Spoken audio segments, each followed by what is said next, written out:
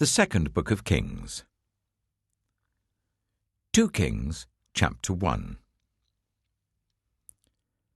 After Ahab's death, Moab rebelled against Israel. Now Ahaziah had fallen through the lattice of his upper room in Samaria and injured himself. So he sent messengers, saying to them, "Go and consult Beelzebub, the god of Ekron, to see if I'll recover from this injury." But the angel of the Lord said to Elijah the Tishbite, "Go up and meet the messengers of the king of Samaria, and ask them, is it because there is no God in Israel that you are going off to consult Beelzebub, the god of Ekron? Therefore this is what the Lord says, you will not leave the bed you are lying on. You will certainly die." So Elijah went. When the messengers returned to the king, he asked them, "Why have you come back?" "A man came to meet us," they replied, "and he said to us, 'Go back to the king who sent you, and tell him this is what the Lord says. Is it because there is no God in Israel that you are sending messengers to consult Beelzebub, the god of Ekron? Therefore you will not leave the bed you are lying on. You will certainly die.'" The king asked them, "What kind of man was it who came to meet you and told you this?" They replied, "He had a garment of hair and had a leather belt round his waist." The king said, "That was Elijah the Tishbite." Then he sent to Elijah a captain with his company of 50 men. The captain went up to Elijah, who was sitting on the top of a hill, and said to him, "Man of God, the king says, 'Come down.'" Elijah answered the captain, "If I am a man of God, may fire come down from heaven and consume you and your 50 men." Then the fire fell from heaven and consumed the captain and his men. At this the king sent to Elijah another captain with his 50 men. The captain said to him, "Man of God, this is what the king says. Come down at once." "If I am a man of God," Elijah replied, "may fire come down from heaven and consume you and your 50 men." Then the fire of God fell from heaven and consumed him and his 50 men. So the king sent a third captain with his 50 men. This third captain went up and fell on his knees before Elijah. "Man of God," he begged, "please have respect for my life and the lives of these 50 men, your servants. See, fire has fallen from heaven and consumed the first 2 captains and all their men. But now have respect for my life."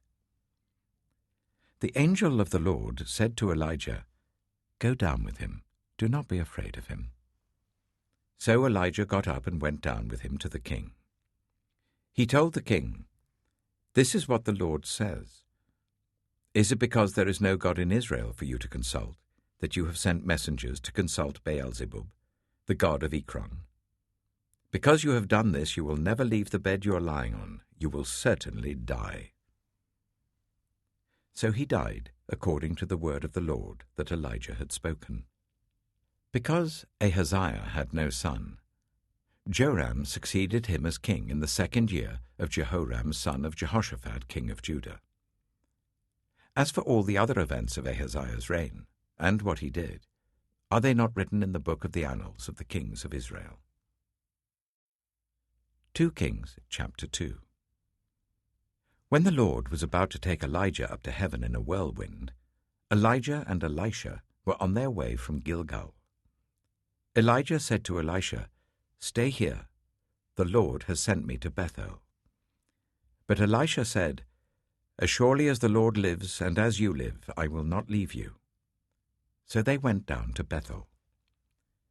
The company of the prophets at Bethel came out to Elisha and asked, "Do you know that the Lord is going to take your master from you today?" "Yes, I know," Elisha replied, "so be quiet." Then Elijah said to him, "Stay here, Elisha. The Lord has sent me to Jericho." And he replied, "As surely as the Lord lives and as you live, I will not leave you." So they went to Jericho. The company of the prophets at Jericho went up to Elisha and asked him, "Do you know that the Lord is going to take your master from you today?" "Yes, I know," he replied, "so be quiet." Then Elijah said to him, "Stay here, the Lord has sent me to the Jordan." And he replied, "As surely as the Lord lives and as you live, I will not leave you." So the two of them walked on. 50 men from the company of the prophets went and stood at a distance, facing the place where Elijah and Elisha had stopped at the Jordan. Elijah took his cloak, rolled it up, and struck the water with it. The water divided to the right and to the left, and the two of them crossed over on dry ground. When they had crossed, Elijah said to Elisha, "Tell me, what can I do for you before I am taken from you?" "Let me inherit a double portion of your spirit," Elisha replied. "You have asked a difficult thing," Elijah said. "Yet, if you see me when I'm taken from you, it will be yours. Otherwise, it will not." As they were walking along and talking together, suddenly a chariot of fire and horses of fire appeared and separated the two of them, and Elijah went up to heaven in a whirlwind. Elisha saw this and cried out, my father, the chariots and horsemen of Israel!" And Elisha saw him no more. Then he took hold of his garment and tore it in two. Elisha then picked up Elijah's cloak that had fallen from him and went back and stood on the bank of the Jordan. He took the cloak that had fallen from Elijah and struck the water with it. "Where now is the Lord, the God of Elijah?" he asked. When he struck the water, it divided to the right and to the left, and he crossed over. The company of the prophets from Jericho who were watching said, "The spirit of Elijah is resting on Elisha." And they went to meet him and bowed to the ground before him. "Look," they said, "we your servants have 50 able men. Let them go and look for your master. Perhaps the Spirit of the Lord has picked him up and set him down on some mountain or in some valley." "No," Elisha replied, "do not send them." But they persisted until he was too embarrassed to refuse. So he said, "Send them." And they sent 50 men who searched for 3 days but did not find him. When they returned to Elisha, who was staying in Jericho, he said to them, "Didn't I tell you not to go?" The people of the city said to Elisha, "Look, our lord, this town is well situated, as you can see, but the water is bad and the land is unproductive." "Bring me a new bowl," he said, "and put salt in it." So they brought it to him. Then he went out to the spring and threw the salt into it, saying, "This is what the Lord says, I have healed this water. Never again will it cause death or make the land unproductive." And the water has remained pure to this day, according to the word Elisha had spoken. From there, Elisha went up to Bethel. As he was walking along the road, some boys came out of the town and jeered at him. "Get out of here, Baldy," they said. "Get out of here, Baldy." He turned round, looked at them, and called down a curse on them in the name of the Lord. Then 2 bears came out of the woods and mauled 42 of the boys. And he went on to Mount Carmel, and from there returned to Samaria. 2 Kings, chapter 3. Joram, son of Ahab, became king of Israel in Samaria in the 18th year of Jehoshaphat, king of Judah, and he reigned for 12 years. He did evil in the eyes of the Lord, but not as his father and mother had done. He got rid of the sacred stone of Baal that his father had made. Nevertheless, he clung to the sins of Jeroboam, son of Nebat, which he had caused Israel to commit. He did not turn away from them. Now Mesha, king of Moab, raised sheep, and he had to pay the king of Israel a tribute of 100,000 lambs and the wool of 100,000 rams. But after Ahab died, the king of Moab rebelled against the king of Israel. So at that time King Joram set out from Samaria and mobilized all Israel. He also sent this message to Jehoshaphat, king of Judah. "The king of Moab has rebelled against me. Will you go with me to fight against Moab?" "I will go with you," he replied. "I am as you are, my people as your people, my horses as your horses." "By what route shall we attack?" he asked. "Through the desert of Edom," he answered. So the king of Israel set out with the king of Judah and the king of Edom. After a roundabout march of 7 days, the army had no more water for themselves or for the animals with them. "What?" exclaimed the king of Israel. "Has the Lord called us 3 kings together, only to deliver us into the hands of Moab?"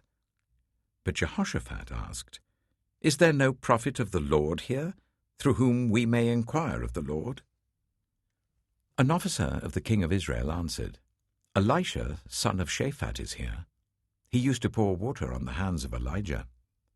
Jehoshaphat said, "The word of the Lord is with him." So the king of Israel and Jehoshaphat and the king of Edom went down to him.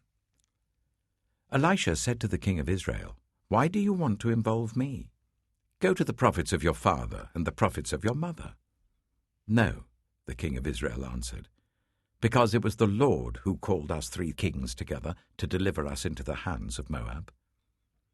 Elisha said, "As surely as the Lord Almighty lives, whom I serve, if I did not have respect for the presence of Jehoshaphat, king of Judah, I would not pay any attention to you.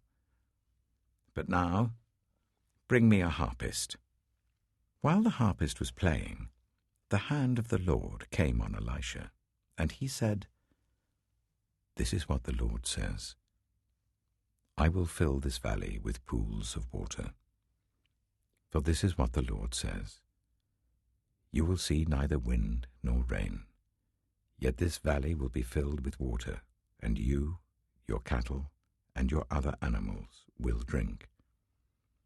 This is an easy thing in the eyes of the Lord. He will also deliver Moab into your hands. You will overthrow every fortified city and every major town. You will cut down every good tree, pluck up all the springs, and ruin every good field with stones." The next morning, about the time for offering the sacrifice, there it was, water flowing from the direction of Edom, and the land was filled with water. Now all the Moabites had heard that the kings had come to fight against them, so every man, young and old, who could bear arms, was called up and stationed on the border. When they got up early in the morning, the sun was shining on the water. To the Moabites across the way, the water looked red, like blood. "That's blood," they said. "Those kings must have fought and slaughtered each other. Now to the plunder, Moab." But when the Moabites came to the camp of Israel, the Israelites rose up and fought them until they fled, and the Israelites invaded the land and slaughtered the Moabites. They destroyed the towns, and each man threw a stone on every good field until it was covered. They stopped up all the springs and cut down every good tree.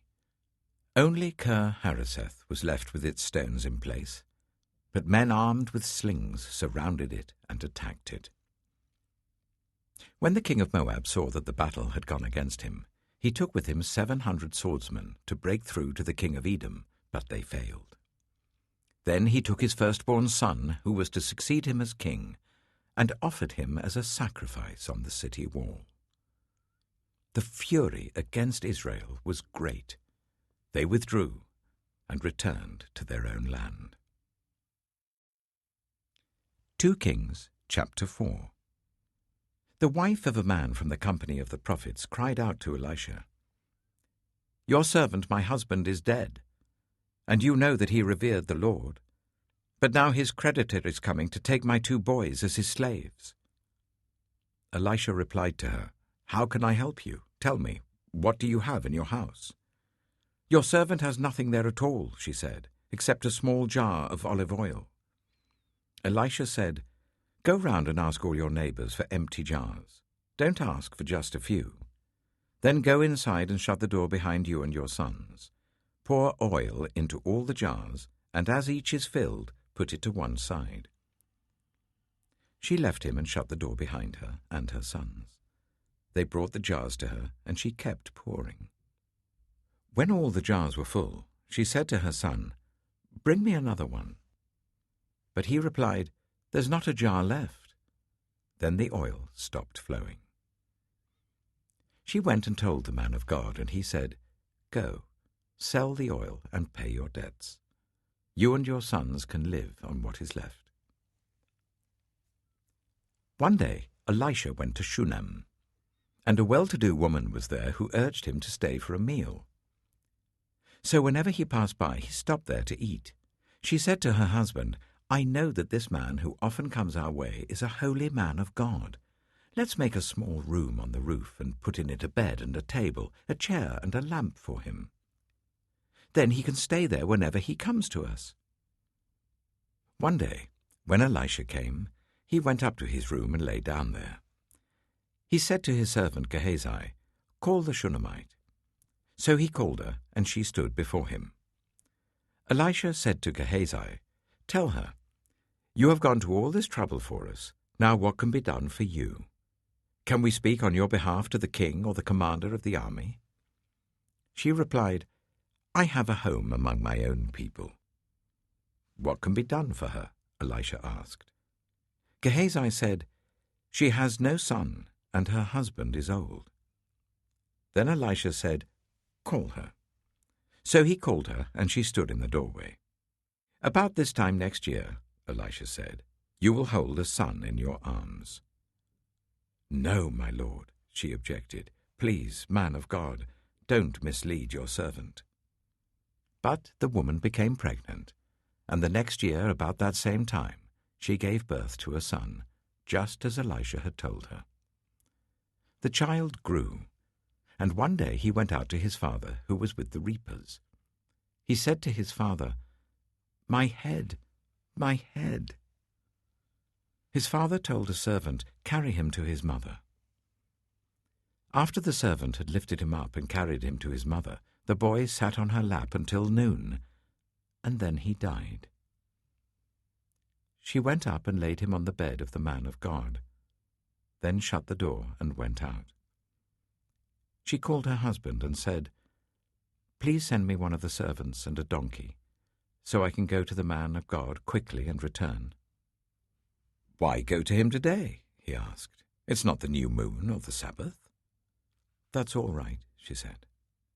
She saddled the donkey and said to her servant, "Lead on. Don't slow down for me unless I tell you." So she set out and came to the man of God at Mount Carmel. When he saw her in the distance, the man of God said to his servant Gehazi, "Look, there's the Shunammite. Run to meet her and ask her, 'Are you all right? Is your husband all right? Is your child all right?'" "Everything is all right," she said. When she reached the man of God at the mountain, she took hold of his feet. Gehazi came over to push her away, but the man of God said, "Leave her alone. She is in bitter distress, but the Lord has hidden it from me and has not told me why." "Did I ask you for a son, my lord?" she said. "Didn't I tell you, don't raise my hopes?" Elisha said to Gehazi, "Tuck your cloak into your belt. Take my staff in your hand and run. Don't greet anyone you meet, and if anyone greets you, do not answer. Lay my staff on the boy's face." But the child's mother said, "As surely as the Lord lives and as you live, I will not leave you." So he got up and followed her. Gehazi went on ahead and laid the staff on the boy's face, but there was no sound or response. So Gehazi went back to meet Elisha and told him, "The boy has not awakened." When Elisha reached the house, there was the boy lying dead on his couch. He went in, shut the door on the two of them, and prayed to the Lord. Then he got on the bed and lay on the boy, mouth to mouth, eyes to eyes, hands to hands. As he stretched himself out on him, the boy's body grew warm. Elisha turned away and walked back and forth in the room, and then got onto the bed and stretched out on him once more. The boy sneezed 7 times and opened his eyes. Elisha summoned Gehazi and said, "Call the Shunammite." And he did. When she came, he said, "Take your son." She came in, fell at his feet, and bowed to the ground. Then she took her son and went out. Elisha returned to Gilgal, and there was a famine in that region. While the company of the prophets was meeting with him, he said to his servant, "Put on the large pot and cook some stew for these prophets." One of them went out into the fields to gather herbs and found a wild gourd plant and picked as many of its gourds as his garment could hold. When he returned, he cut them up into the pot of stew, though no one knew what they were. The stew was poured out for the men, but as they began to eat it, they cried out, "Man of God, there is death in the pot!" And they could not eat it. Elisha said, "Get some flour." He put it into the pot and said, "Serve it to the people to eat." And there was nothing harmful in the pot. A man came from Baal Shalisha, bringing the man of God 20 loaves of barley bread baked from the first ripe corn, along with some ears of new corn. "Give it to the people to eat," Elisha said. "How can I set this before 100 men?" his servant asked. But Elisha answered, "Give it to the people to eat, for this is what the Lord says. They will eat and have some left over." Then he set it before them, and they ate and had some left over, according to the word of the Lord. 2 Kings chapter 5. Now Naaman was commander of the army of the king of Aram. He was a great man in the sight of his master and highly regarded, because through him the Lord had given victory to Aram. He was a valiant soldier, but he had leprosy.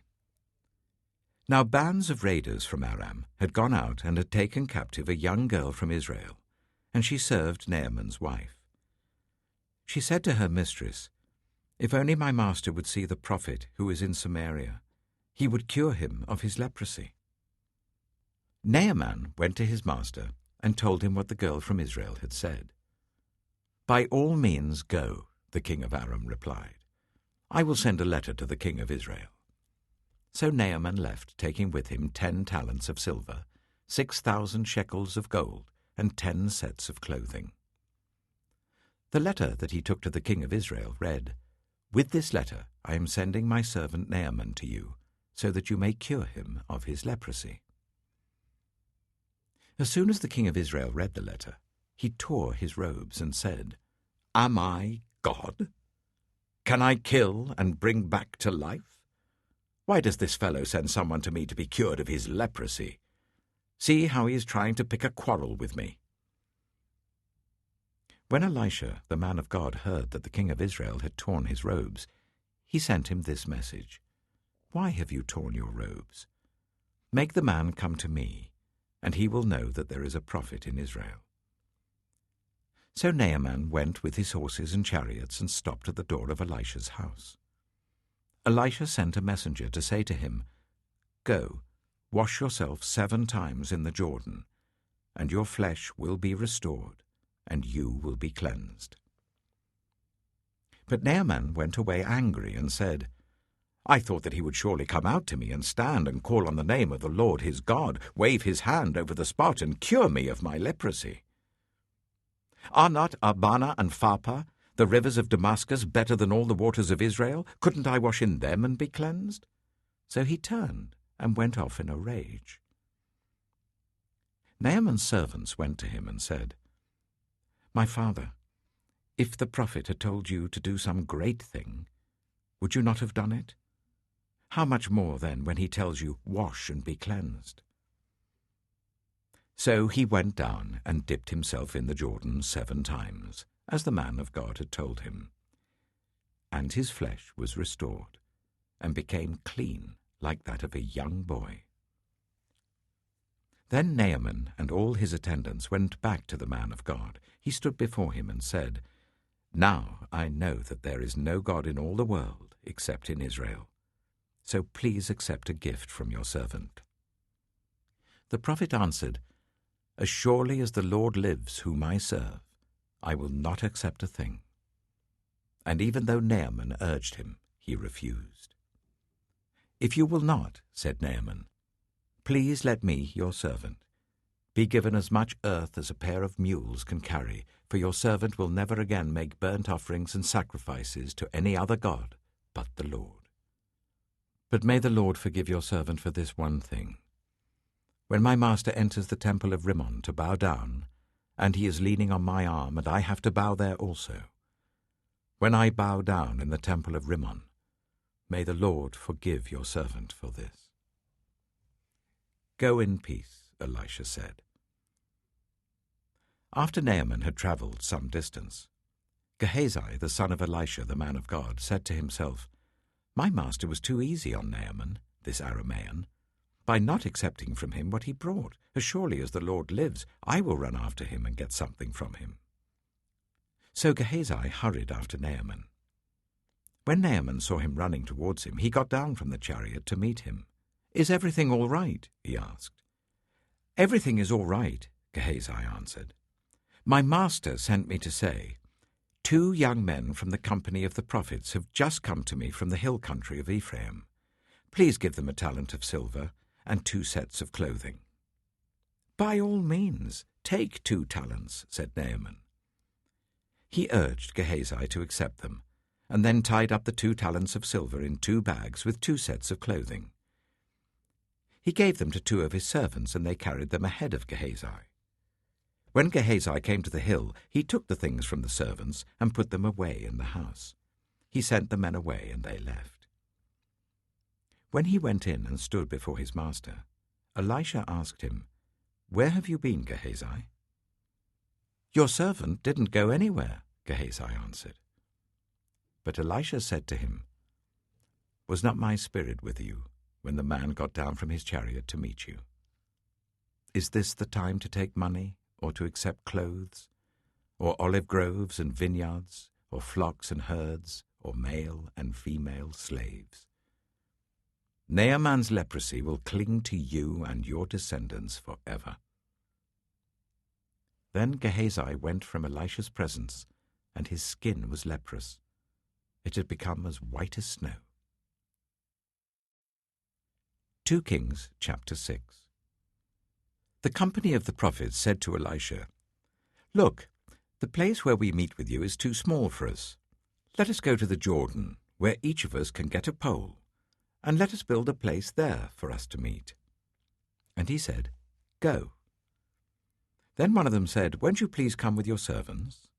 "I will," Elisha replied, and he went with them. They went to the Jordan and began to cut down trees. As one of them was cutting down a tree, the iron axe head fell into the water. "Oh no, my lord," he cried out, "it was borrowed." The man of God asked, "Where did it fall?" When he showed him the place, Elisha cut a stick and threw it there, and made the iron float. "Lift it out," he said. Then the man reached out his hand and took it. Now the king of Aram was at war with Israel. After conferring with his officers, he said, "I will set up my camp in such and such a place." The man of God sent word to the king of Israel, "Beware of passing that place, because the Arameans are going down there." So the king of Israel checked on the place indicated by the man of God. Time and again Elisha warned the king, so that he was on his guard in such places. This enraged the king of Aram. He summoned his officers and demanded of them, "Tell me, which of us is on the side of the king of Israel?" "None of us, my lord the king," said one of his officers. "But Elisha the prophet who is in Israel tells the king of Israel the very words you speak in your bedroom." "Go, find out where he is," the king ordered, "so that I can send men and capture him." The report came back, "He is in Dothan." Then he sent horses and chariots and a strong force there. They went by night and surrounded the city. When the servant of the man of God got up and went out early the next morning, an army with horses and chariots had surrounded the city. "Oh no, my lord, what shall we do?" the servant asked. "Don't be afraid," the prophet answered. "Those who are with us are more than those who are with them." And Elisha prayed, "Open his eyes, Lord, so that he may see." Then the Lord opened the servant's eyes, and he looked, and saw the hills full of horses and chariots of fire all round Elisha. As the enemy came down towards him, Elisha prayed to the Lord, "Strike this army with blindness." So he struck them with blindness, as Elisha had asked. Elisha told them, "This is not the road, and this is not the city. Follow me, and I will lead you to the man you are looking for." And he led them to Samaria. After they entered the city, Elisha said, "Lord, open the eyes of these men so that they can see." Then the Lord opened their eyes, and they looked, and there they were, inside Samaria. When the king of Israel saw them, he asked Elisha, "Shall I kill them, my father? Shall I kill them?" "Do not kill them," he answered. "Would you kill those you have captured with your own sword or bow? Set food and water before them, so that they may eat and drink and then go back to their master." So he prepared a great feast for them, and after they had finished eating and drinking, he sent them away, and they returned to their master. So the bands from Aram stopped raiding Israel's territory. Some time later, Ben-Hadad, king of Aram, mobilized his entire army and marched up and laid siege to Samaria. There was a great famine in the city. The siege lasted so long that a donkey's head sold for 80 shekels of silver, and a quarter of a cab of seed pods for 5 shekels. As the king of Israel was passing by on the wall, a woman cried to him, "Help me, my lord the king." The king replied, "If the Lord does not help you, where can I get help for you? From the threshing floor? From the winepress?" Then he asked her, "What's the matter?" She answered, "This woman said to me, 'Give up your son, so that we may eat him today, and tomorrow we'll eat my son.' So we cooked my son and ate him. The next day I said to her, 'Give up your son, so that we may eat him,' but she had hidden him." When the king heard the woman's words, he tore his robes. As he went along the wall, the people looked, and they saw that under his robes he had sackcloth on his body. He said, "May God deal with me, be it ever so severely, if the head of Elisha, son of Shaphat, remains on his shoulders today." Now Elisha was sitting in his house, and the elders were sitting with him. The king sent a messenger ahead, but before he arrived, Elisha said to the elders, "Don't you see how this murderer is sending someone to cut off my head? Look, when the messenger comes, shut the door and hold it shut against him. Is not the sound of his master's footsteps behind him?" While he was still talking to them, the messenger came down to him. The king said, "This disaster is from the Lord. Why should I wait for the Lord any longer?" 2 Kings chapter 7. Elisha replied, "Hear the word of the Lord. This is what the Lord says. About this time tomorrow, a seah of the finest flour will sell for a shekel, and 2 seahs of barley for a shekel at the gate of Samaria." The officer on whose arm the king was leaning said to the man of God, "Look, even if the Lord should open the floodgates of the heavens, could this happen?" "You will see it with your own eyes," answered Elisha, "but you will not eat any of it." Now there were 4 men with leprosy at the entrance of the city gate. They said to each other, "Why stay here until we die? If we say we'll go into the city, the famine is there and we will die. And if we stay here, we will die. So let's go over to the camp of the Arameans and surrender. If they spare us, we live. If they kill us, then we die." At dusk they got up and went to the camp of the Arameans. When they reached the edge of the camp, no one was there, for the Lord had caused the Arameans to hear the sound of chariots and horses and a great army, so that they said to one another, "Look, the king of Israel has hired the Hittite and Egyptian kings to attack us." So they got up and fled in the dusk, and abandoned their tents and their horses and donkeys. They left the camp as it was and ran for their lives. The men who had leprosy reached the edge of the camp, entered one of the tents and ate and drank. Then they took silver, gold, and clothes and went off and hid them. They returned and entered another tent and took some things from it and hid them also. Then they said to each other, "What we're doing is not right. This is a day of good news, and we are keeping it to ourselves. If we wait until daylight, punishment will overtake us. Let's go at once and report this to the royal palace." So they went and called out to the city gatekeepers and told them, "We went into the Aramean camp, and no one was there, not a sound of anyone, only tethered horses and donkeys, and the tents left just as they were." The gatekeepers shouted the news, and it was reported within the palace. The king got up in the night and said to his officers, "I will tell you what the Arameans have done to us. They know we are starving, so they have left the camp to hide in the countryside, thinking they will surely come out, and then we will take them alive and get into the city." One of his officers answered, "Make some men take 5 of the horses that are left in the city. Their plight will be like that of all the Israelites left here. Yes, they will only be like all these Israelites who are doomed. So let us send them to find out what happened." So they selected 2 chariots with their horses, and the king sent them after the Aramean army. He commanded the drivers, "Go and find out what has happened." They followed them as far as the Jordan, and they found the whole road strewn with the clothing and equipment the Arameans had thrown away in their headlong flight. So the messengers returned and reported to the king. Then the people went out and plundered the camp of the Arameans. So a seah of the finest flour sold for a shekel, and 2 seahs of barley sold for a shekel, as the Lord had said. Now the king had put the officer, on whose arm he leaned, in charge of the gate. And the people trampled him in the gateway, and he died, just as the man of God had foretold when the king came down to his house.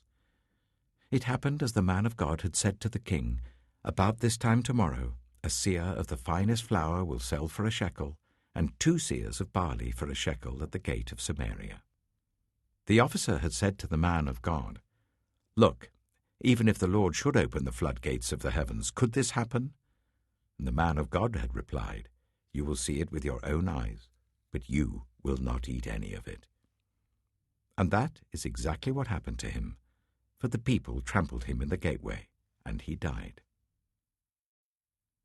2 Kings chapter 8.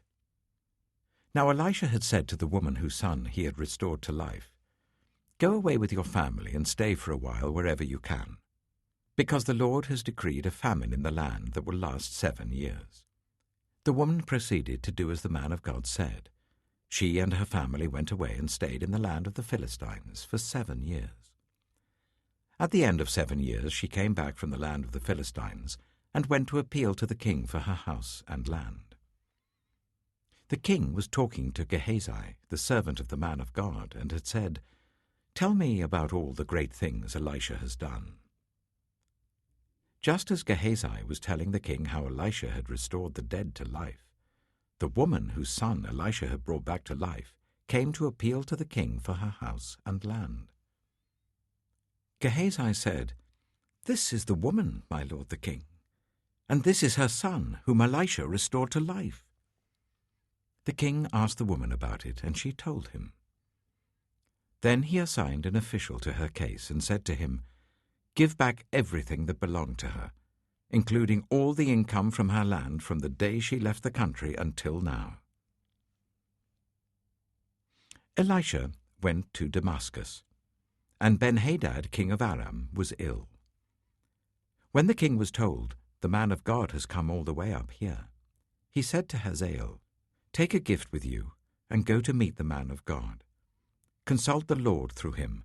Ask him, 'Will I recover from this illness?'"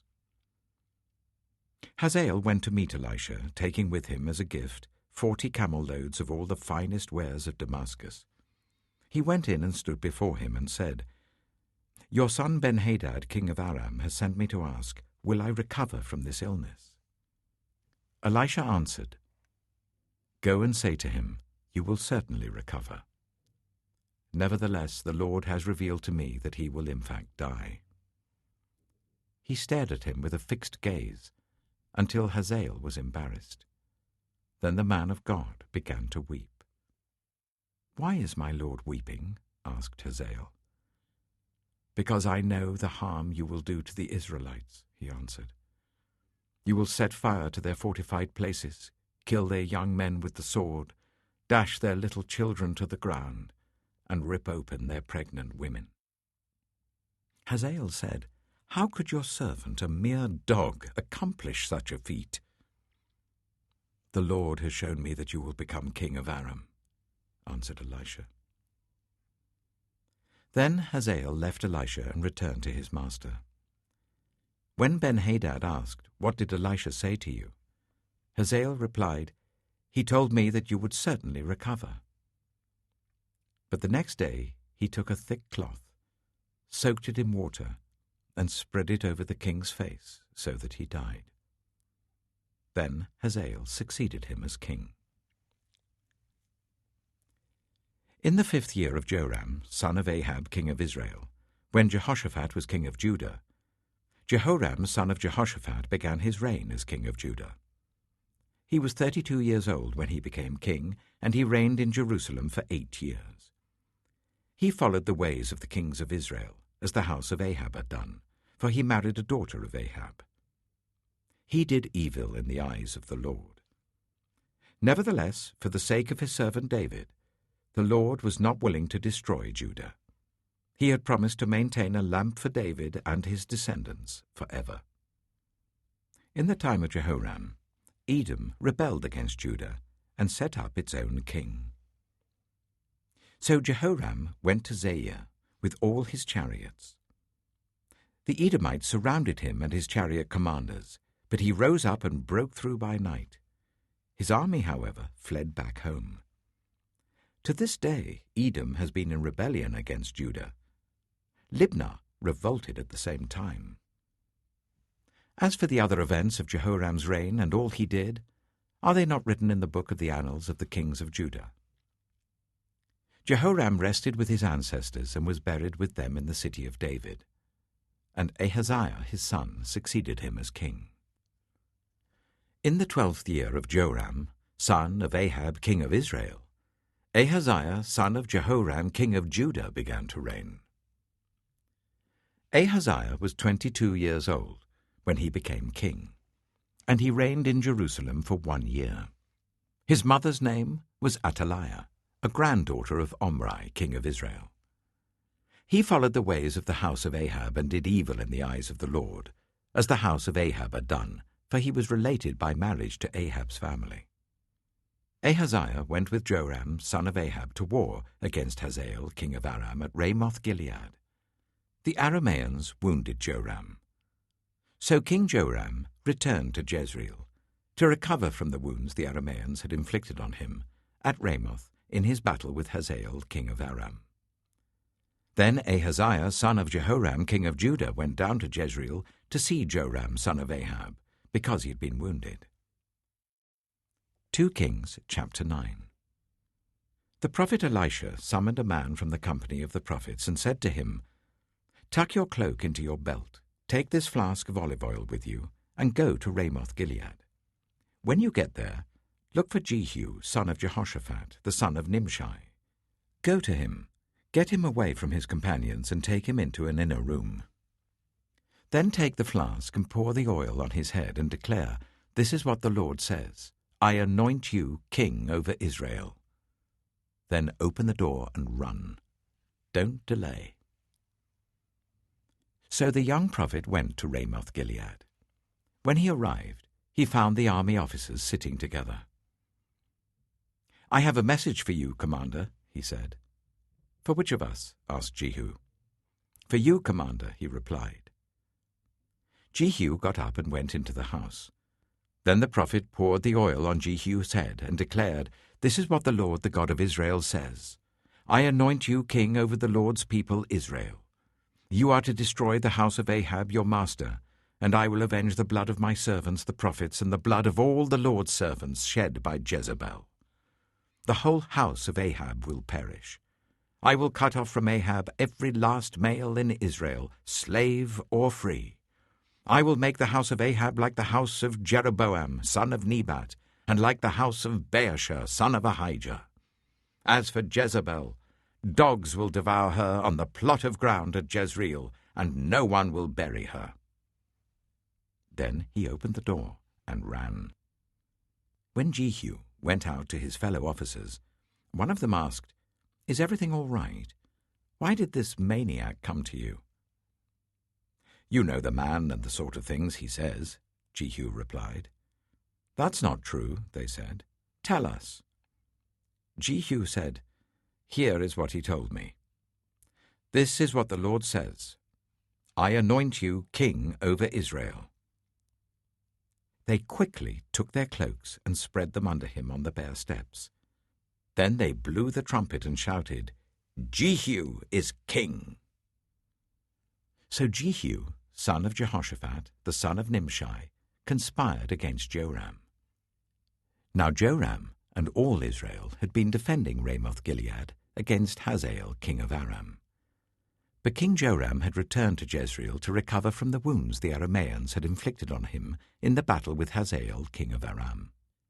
Jehu said, "If you desire to make me king, don't let anyone slip out of the city to go and tell the news in Jezreel."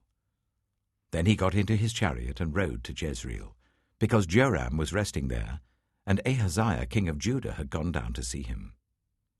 When the lookout standing on the tower in Jezreel saw Jehu's troops approaching, he called out, "I see some troops coming."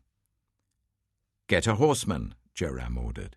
"Send him to meet them and ask, 'Do you come in peace?'" The horseman rode off to meet Jehu and said, "This is what the king says, 'Do you come in peace?'" "What do you have to do with peace?" Jehu replied. "Fall in behind me." The lookout reported, "The messenger has reached them, but he isn't coming back." So the king sent out a second horseman. When he came to them, he said, "This is what the king says, 'Do you come in peace?'" Jehu replied, "What do you have to do with peace? Fall in behind me." The lookout reported, "He has reached them, but he isn't coming back either. The driving is like that of Jehu, son of Nimshi. He drives like a maniac." "Hitch up my chariot," Joram ordered. And when it was hitched up, Joram, king of Israel, and Ahaziah, king of Judah, rode out, each in his own chariot, to meet Jehu. They met him at the plot of ground that had belonged to Naboth the Jezreelite. When Joram saw Jehu, he asked, "Have you come in peace, Jehu?" "How can there be peace," Jehu replied, "as long as all the idolatry and witchcraft of your mother Jezebel abound?" Joram turned about and fled, calling out to Ahaziah, "Treachery, Ahaziah!" Then Jehu drew his bow and shot Joram between the shoulders. The arrow pierced his heart, and he slumped down in his chariot. Jehu said to Bidkar, his chariot officer, "Pick him up and throw him on the field that belonged to Naboth the Jezreelite. Remember how you and I were riding together in chariots behind Ahab his father, when the Lord spoke this prophecy against him? 'Yesterday I saw the blood of Naboth and the blood of his sons,' declares the Lord, 'and I will surely make you pay for it on this plot of ground,' declares the Lord. Now then, pick him up and throw him on that plot, in accordance with the word of the Lord." When Ahaziah, king of Judah, saw what had happened, he fled up the road to Beth-Hagan. Jehu chased him, shouting, "Kill him too!" They wounded him in his chariot on the way up to Gur near Ibleam, but he escaped to Megiddo and died there. His servant took him by chariot to Jerusalem and buried him with his ancestors in his tomb in the city of David. In the 11th year of Joram, son of Ahab, Ahaziah had become king of Judah. Then Jehu went to Jezreel. When Jezebel heard about it, she put on eye makeup, arranged her hair, and looked out of a window. As Jehu entered the gate, she asked, "Have you come in peace, you, Zimri, you murderer of your master?" He looked up at the window and called out, "Who is on my side? Who?" 2 or 3 eunuchs looked down at him. "Throw her down," Jehu said. So they threw her down, and some of her blood spattered the wall and the horses as they trampled her underfoot. Jehu went in and ate and drank. "Take care of that cursed woman," he said, "and bury her, for she was a king's daughter." But when they went out to bury her, they found nothing except her skull, her feet, and her hands. They went back and told Jehu, who said, "This is the word of the Lord that he spoke through his servant Elijah the Tishbite. On the plot of ground at Jezreel, dogs will devour Jezebel's flesh. Jezebel's body will be like dung on the ground in the plot at Jezreel, so that no one will be able to say, 'This is Jezebel.'" 2 Kings chapter 10. Now there were in Samaria 70 sons of the house of Ahab. So Jehu wrote letters and sent them to Samaria, to the officials of Jezreel, to the elders, and to the guardians of Ahab's children.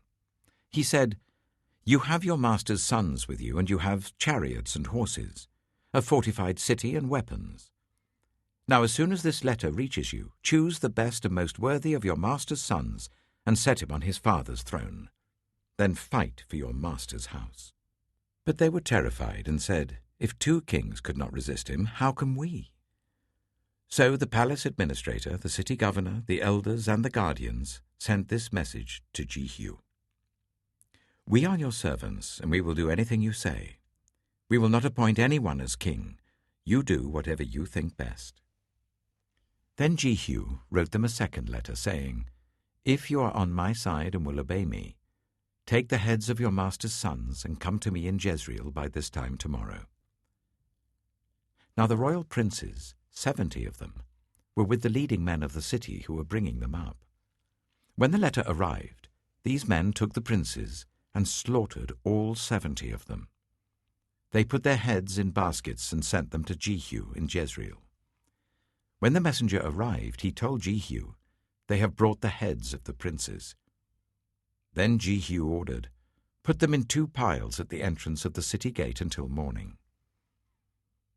The next morning Jehu went out. He stood before all the people and said, "You are innocent. It was I who conspired against my master and killed him. But who killed all these? Know then that not a word the Lord has spoken against the house of Ahab will fail. The Lord has done what he announced through his servant Elijah." So Jehu killed everyone in Jezreel who remained of the house of Ahab, as well as all his chief men, his close friends, and his priests, leaving him no survivor. Jehu then set out and went toward Samaria. At Beth-eked of the shepherds, he met some relatives of Ahaziah, king of Judah, and asked, "Who are you?" They said, "We are relatives of Ahaziah, and we have come down to greet the families of the king and of the queen mother." "Take them alive," he ordered. So they took them alive and slaughtered them by the well of Beth-eked, 42 of them.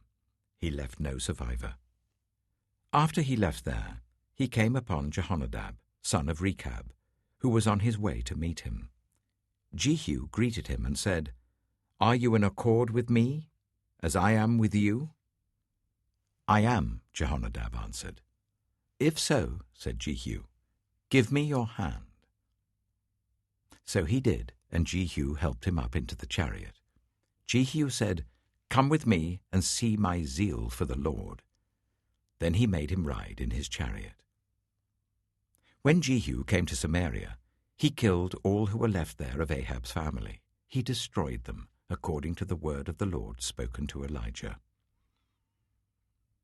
Then Jehu brought all the people together and said to them, "Ahab served Baal a little. Jehu will serve him much. Now summon all the prophets of Baal, all his servants, and all his priests. See that no one is missing, because I am going to hold a great sacrifice for Baal. Anyone who fails to come will no longer live."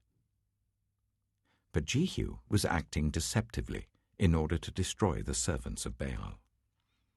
Jehu said, "Call an assembly in honor of Baal." So they proclaimed it. Then he sent word throughout Israel, and all the servants of Baal came. Not one stayed away. They crowded into the temple of Baal until it was full from one end to the other. And Jehu said to the keeper of the wardrobe, "Bring robes for all the servants of Baal." So he brought out robes for them. Then Jehu and Jehonadab, son of Rechab, went into the temple of Baal. Jehu said to the servants of Baal, "Look around and see that no one who serves the Lord is here with you, only servants of Baal." So they went in to make sacrifices and burnt offerings. Now Jehu had posted 80 men outside with this warning: "If one of you lets any of the men I am placing in your hands escape, it will be your life for his life." As soon as Jehu had finished making the burnt offering, he ordered the guards and officers, "Go in and kill them. Let no one escape." So they cut them down with the sword. The guards and officers threw the bodies out and then entered the inner shrine of the temple of Baal. They brought the sacred stone out of the temple of Baal and burned it. They demolished the sacred stone of Baal and tore down the temple of Baal, and people have used it for a latrine to this day. So Jehu destroyed Baal worship in Israel. However, he did not turn away from the sins of Jeroboam son of Nebat, which he had caused Israel to commit, the worship of the golden calves at Bethel and Dan. The Lord said to Jehu, "Because you have done well in accomplishing what is right in my eyes, and have done to the house of Ahab all I had in mind to do, your descendants will sit on the throne of Israel to the 4th generation." Yet Jehu was not careful to keep the law of the Lord, the God of Israel, with all his heart. He did not turn away from the sins of Jeroboam, which he had caused Israel to commit. In those days the Lord began to reduce the size of Israel. Hazael overpowered the Israelites throughout their territory east of the Jordan in all the land of Gilead, the region of Gad, Reuben, and Manasseh, from Aroer by the Arnon Gorge through Gilead to Bashan. As for the other events of Jehu's reign, all he did and all his achievements, are they not written in the book of the annals of the kings of Israel? Jehu rested with his ancestors and was buried in Samaria, and Jehoahaz his son succeeded him as king. The time that Jehu reigned over Israel in Samaria was 28 years. 2 Kings chapter 11. When Athaliah, the mother of Ahaziah, saw that her son was dead, she proceeded to destroy the whole royal family. But Jehosheba, the daughter of King Jehoram and sister of Ahaziah, took Joash son of Ahaziah and stole him away from among the royal princes who were about to be murdered. She put him and his nurse in a bedroom to hide him from Athaliah, so he was not killed. He remained hidden with his nurse at the temple of the Lord for 6 years, while Athaliah ruled the land. In the 7th year, Jehoiada sent for the commanders of units of 100, the Kerites and the guards, and had them brought to him at the temple of the Lord. He made a covenant with them and put them under oath at the temple of the Lord. Then he showed them the king's son. He commanded them, saying, "This is what you are to do. You, who are in the 3 companies that are going on duty on the Sabbath, a third of you guarding the royal palace, a third at the Shur gate, and a third at the gate behind the guard, who take turns guarding the temple, and you who are in the other 2 companies that normally go off Sabbath duty, are all to guard the temple for the king. Station yourselves round the king, each of you with weapon in hand. Anyone who approaches your ranks is to be put to death. Stay close to the king wherever he goes."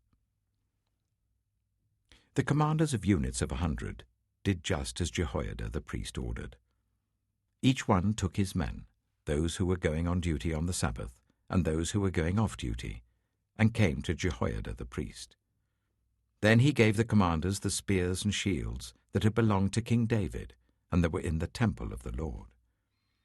The guards, each with weapon in hand, stationed themselves round the king, near the altar and the temple, from the south side to the north side of the temple.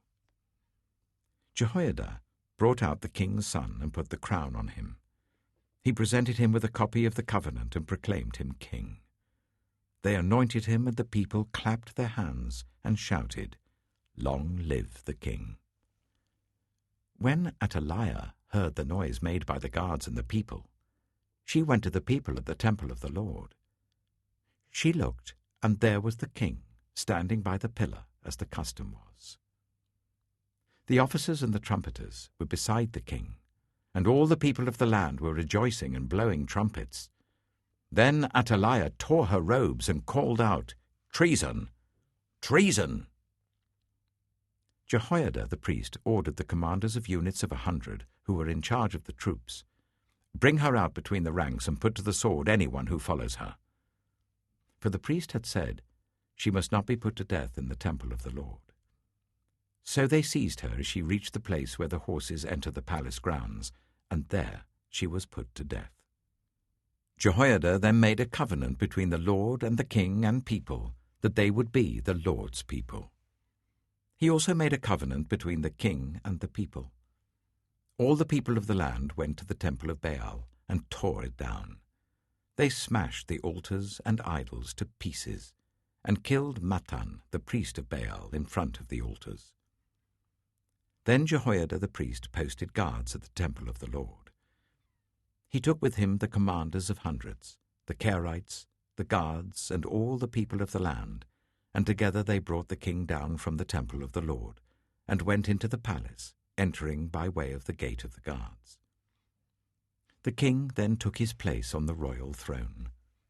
All the people of the land rejoiced, and the city was calm, because Athaliah had been slain with the sword at the palace.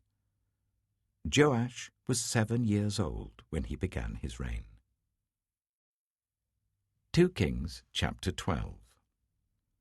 In the 7th year of Jehu, Joash became king, and he reigned in Jerusalem for 40 years. His mother's name was Zibiah. She was from Beersheba. Joash did what was right in the eyes of the Lord all the years Jehoiada the priest instructed him. The high places, however, were not removed. The people continued to offer sacrifices and burn incense there.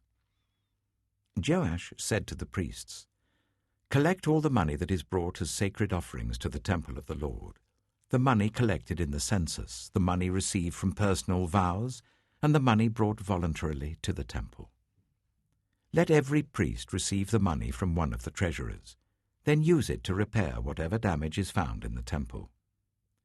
But by the 23rd year of King Joash, the priests still had not repaired the temple. Therefore King Joash summoned Jehoiada the priest and the other priests and asked them, "Why aren't you repairing the damage done to the temple? Take no more money from your treasurers, but hand it over for repairing the temple." The priests agreed that they would not collect any more money from the people, and that they would not repair the temple themselves. Jehoiada the priest took a chest and bored a hole in its lid. He placed it beside the altar on the right side as one enters the temple of the Lord.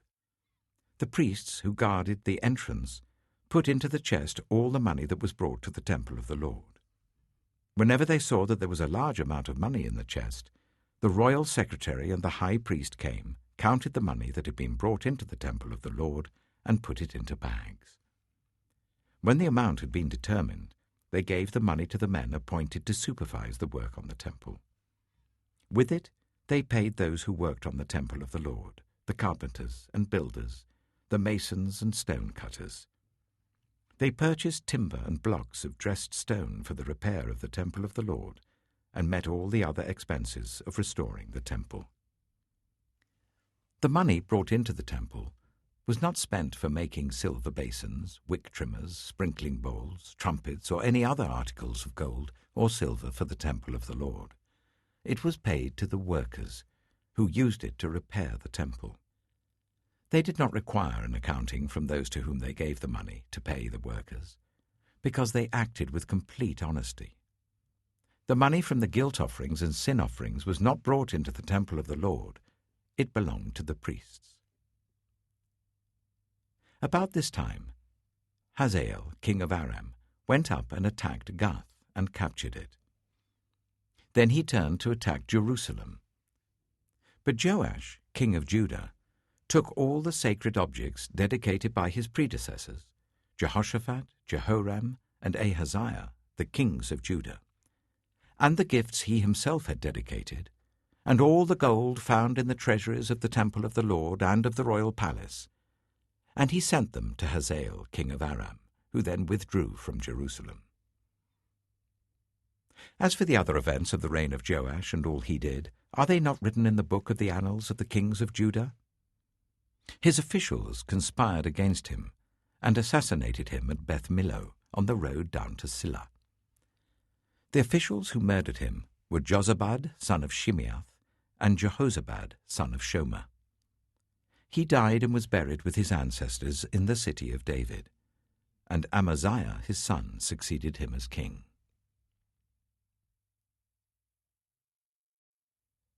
2 Kings, chapter 13. In the 23rd year of Joash, son of Ahaziah, king of Judah, Jehoahaz, son of Jehu, became king of Israel in Samaria, and he reigned for 17 years. He did evil in the eyes of the Lord by following the sins of Jeroboam, son of Nebat, which he had caused Israel to commit, and he did not turn away from them. So the Lord's anger burned against Israel, and for a long time he kept them under the power of Hazael, king of Aram, and Ben-Hadad his son. Then Jehoahaz sought the Lord's favour, and the Lord listened to him, for he saw how severely the king of Aram was oppressing Israel. The Lord provided a deliverer for Israel, and they escaped from the power of Aram. So the Israelites lived in their own homes as they had before. But they did not turn away from the sins of the house of Jeroboam, which he had caused Israel to commit. They continued in them. Also, the Asherah pole remained standing in Samaria. Nothing had been left of the army of Jehoahaz, except 50 horsemen, 10 chariots, and 10,000 foot soldiers, for the king of Aram had destroyed the rest and made them like the dust at threshing time. As for the other events of the reign of Jehoahaz, all he did and his achievements, are they not written in the book of the annals of the kings of Israel? Jehoahaz rested with his ancestors and was buried in Samaria, and Jehoash his son succeeded him as king. In the 37th year of Joash king of Judah, Jehoash, son of Jehoahaz, became king of Israel in Samaria, and he reigned for 16 years. He did evil in the eyes of the Lord, and did not turn away from any of the sins of Jeroboam, son of Nebat, which he had caused Israel to commit. He continued in them. As for the other events of the reign of Jehoash, all he did and his achievements, including his war against Amaziah, king of Judah, are they not written in the book of the annals of the kings of Israel? Jehoash rested with his ancestors, and Jeroboam succeeded him on the throne. Jehoash was buried in Samaria with the kings of Israel. Now Elisha had been suffering from the illness from which he died. Jehoash, king of Israel, went down to see him and wept over him. my father," he cried, "the chariots and horsemen of Israel." Elisha said, "Get a bow and some arrows." And he did so. "Take the bow in your hands," he said to the king of Israel. When he had taken it, Elisha put his hands on the king's hands. "Open the east window," he said, and he opened it. "Shoot," Elisha said, and he shot. "The Lord's arrow of victory, the arrow of victory over Aram," Elisha declared. "You will completely destroy the Arameans at Aphek." Then he said, "Take the arrows," and the king took them. Elisha told him, "Strike the ground." He struck it 3 times and stopped. The man of God was angry with him and said, "You should have struck the ground 5 or 6 times. Then you would have defeated Aram and completely destroyed it. But now you will defeat it only 3 times. Elisha died and was buried. Now Moabite raiders used to enter the country every spring. Once, while some Israelites were burying a man, suddenly they saw a band of raiders, so they threw the man's body into Elisha's tomb.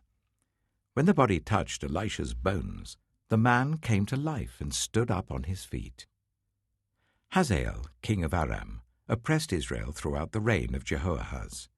But the Lord was gracious to them and had compassion and showed concern for them because of his covenant with Abraham, Isaac, and Jacob. To this day he has been unwilling to destroy them or banish them from his presence. Hazael, king of Aram, died, and Ben-Hadad his son succeeded him as king. Then Jehoash, son of Jehoahaz, recaptured from Ben-Hadad, son of Hazael, the towns he had taken in battle from his father Jehoahaz. 3 times Jehoash defeated him, and so he recovered the Israelite towns. 2 Kings chapter 14. In the 2nd year of Jehoash, son of Jehoahaz, king of Israel, Amaziah, son of Joash, king of Judah, began to reign. He was 25 years old when he became king, and he reigned in Jerusalem for 29 years. His mother's name was Jehoaddan. She was from Jerusalem. He did what was right in the eyes of the Lord, but not as his father David had done. In everything he followed the example of his father Joash. The high places, however, were not removed. The people continued to offer sacrifices and burn incense there. After the kingdom was firmly in his grasp, he executed the officials who had murdered his father the king. Yet he did not put the children of the assassins to death. In accordance with what is written in the book of the law of Moses, where the Lord commanded, "Parents are not to be put to death for their children, nor children put to death for their parents.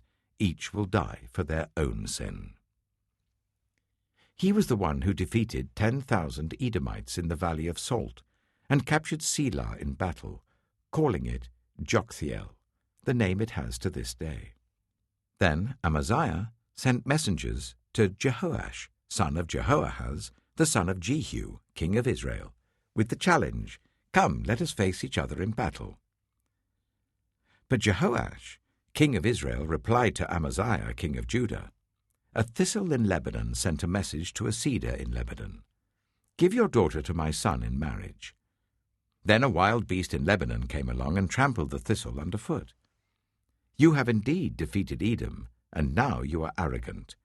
Glory in your victory, but stay at home. Why ask for trouble and cause your own downfall and that of Judah also?" Amaziah, however, would not listen. So Jehoash, king of Israel, attacked. He and Amaziah, king of Judah, faced each other at Beth-shemesh in Judah. Judah was routed by Israel, and every man fled to his home. Jehoash, king of Israel, captured Amaziah, king of Judah, the son of Joash, the son of Ahaziah, at Beth-shemesh. Then Jehoash went to Jerusalem and broke down the wall of Jerusalem from the Ephraim gate to the corner gate, a section about 400 cubits long. He took all the gold and silver and all the articles found in the temple of the Lord and in the treasuries of the royal palace. He also took hostages and returned to Samaria.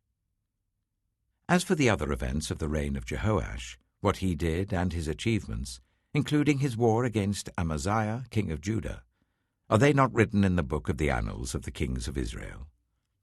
Jehoash rested with his ancestors and was buried in Samaria with the kings of Israel, and Jeroboam his son succeeded him as king. Amaziah, son of Joash, king of Judah, lived for 15 years after the death of Jehoash, son of Jehoahaz, king of Israel. As for the other events of Amaziah's reign, are they not written in the book of the annals of the kings of Judah? They conspired against him in Jerusalem, and he fled to Lachish. But they sent men after him to Lachish and killed him there. He was brought back by horse and was buried in Jerusalem with his ancestors in the city of David. Then all the people of Judah took Azariah, who was 16 years old, and made him king in place of his father Amaziah. He was the one who rebuilt Elath and restored it to Judah after Amaziah rested with his ancestors. In the 15th year of Amaziah son of Joash, king of Judah, Jeroboam son of Jehoash, king of Israel, became king in Samaria, and he reigned for 41 years. He did evil in the eyes of the Lord, and did not turn away from any of the sins of Jeroboam son of Nebat, which he had caused Israel to commit. He was the one who restored the boundaries of Israel from Lebo-Hamath to the Dead Sea, in accordance with the word of the Lord, the God of Israel, spoken through his servant Jonah, son of Amittai, the prophet from Gath-hepher. The Lord had seen how bitterly everyone in Israel, whether slave or free, was suffering. There was no one to help them.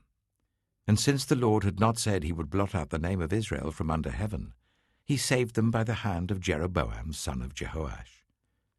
As for the other events of Jeroboam's reign, all he did and his military achievements, including how he recovered for Israel both Damascus and Hamath, which had belonged to Judah, are they not written in the book of the annals of the kings of Israel? Jeroboam rested with his ancestors, the kings of Israel, and Zechariah his son succeeded him as king. 2 Kings chapter 15. In the 27th year of Jeroboam king of Israel, Azariah son of Amaziah king of Judah began to reign. He was 16 years old when he became king, and he reigned in Jerusalem for 52 years. His mother's name was Jecholiah. She was from Jerusalem. He did what was right in the eyes of the Lord, just as his father Amaziah had done. The high places, however, were not removed. The people continued to offer sacrifices and burn incense there. The Lord afflicted the king with leprosy until the day he died, and he lived in a separate house. Jotham, the king's son, had charge of the palace and governed the people of the land. As for the other events of Azariah's reign, and all he did, are they not written in the book of the annals of the kings of Judah? Azariah rested with his ancestors, and was buried near them in the city of David, and Jotham his son succeeded him as king. In the 38th year of Azariah king of Judah, Zechariah son of Jeroboam became king of Israel in Samaria, and he reigned for 6 months. He did evil in the eyes of the Lord, as his predecessors had done. He did not turn away from the sins of Jeroboam son of Nebat, which he had caused Israel to commit. Shallum, son of Jabesh, conspired against Zechariah. He attacked him in front of the people, assassinated him, and succeeded him as king. The other events of Zechariah's reign are written in the book of the annals of the kings of Israel. So the word of the Lord spoken to Jehu was fulfilled. Your descendants will sit on the throne of Israel to the 4th generation. Shallum, son of Jabesh, became king in the 39th year of Uzziah, king of Judah, and he reigned in Samaria for 1 month. Then Menahem, son of Gadai, went from Tirzah up to Samaria. He attacked Shallum, son of Jabesh, in Samaria, assassinated him, and succeeded him as king. The other events of Shallum's reign and the conspiracy he led are written in the book of the annals of the kings of Israel.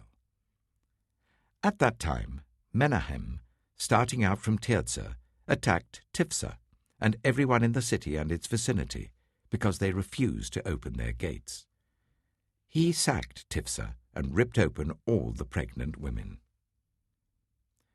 In the 39th year of Azariah king of Judah, Menahem, son of Gadai, became king of Israel, and he reigned in Samaria for 10 years. He did evil in the eyes of the Lord. During his entire reign, he did not turn away from the sins of Jeroboam son of Nebat, which he had caused Israel to commit. Then Pul, king of Assyria, invaded the land, and Menahem gave him 1,000 talents of silver to gain his support and strengthen his own hold on the kingdom. Menahem exacted this money from Israel. Every wealthy person had to contribute 50 shekels of silver to be given to the king of Assyria. So the king of Assyria withdrew and stayed in the land no longer. As for the other events of Menahem's reign, and all he did, are they not written in the book of the annals of the kings of Israel? Menahem rested with his ancestors, and Pekahiah his son succeeded him as king. In the 50th year of Azariah king of Judah, Pekahiah son of Menahem became king of Israel in Samaria, and he reigned for 2 years. Pekahiah did evil in the eyes of the Lord. He did not turn away from the sins of Jeroboam son of Nebat, which he had caused Israel to commit. One of his chief officers, Pekah, son of Remaliah, conspired against him. Taking 50 men of Gilead with him, he assassinated Pekahiah, along with Argob and Ariah, in the citadel of the royal palace at Samaria. So Pekah killed Pekahiah and succeeded him as king. The other events of Pekahiah's reign and all he did are written in the book of the annals of the kings of Israel. In the 52nd year of Azariah king of Judah, Pekah son of Remaliah became king of Israel in Samaria, and he reigned for 20 years. He did evil in the eyes of the Lord. He did not turn away from the sins of Jeroboam son of Nebat, which he had caused Israel to commit. In the time of Pekah king of Israel, Tiglath-Pileser king of Assyria came and took Ijon, Abel-Beth-Maachah, Jano, Kedesh, and Hazor. He took Gilead and Galilee, including all the land of Naphtali, and deported the people to Assyria. Then Hoshea, son of Elah, conspired against Pekah, son of Remaliah. He attacked and assassinated him, and then succeeded him as king in the 20th year of Jotham, son of Uzziah. As for the other events of Pekah's reign and all he did, are they not written in the book of the annals of the kings of Israel? In the 2nd year of Pekah, son of Remaliah, king of Israel, Jotham, son of Uzziah, king of Judah, began to reign. He was 25 years old when he became king, and he reigned in Jerusalem for 16 years. His mother's name was Jerusha, daughter of Zadok. He did what was right in the eyes of the Lord, just as his father Uzziah had done. The high places, however, were not removed. The people continued to offer sacrifices and burn incense there. Jotham rebuilt the upper gate of the temple of the Lord. As for the other events of Jotham's reign and what he did, are they not written in the book of the annals of the kings of Judah? In those days, the Lord began to send Rezin, king of Aram, and Pekah, son of Remaliah, against Judah. Jotham rested with his ancestors and was buried with them in the city of David, the city of his father, and Ahaz his son succeeded him as king. 2 Kings, chapter 16. In the 17th year of Pekah, son of Remaliah, Ahaz, son of Jotham, king of Judah, began to reign. Ahaz was 20 years old when he became king, and he reigned in Jerusalem for 16 years. Unlike David his father, he did not do what was right in the eyes of the Lord his God. He followed the ways of the kings of Israel, and even sacrificed his son in the fire, engaging in the detestable practices of the nations the Lord had driven out before the Israelites.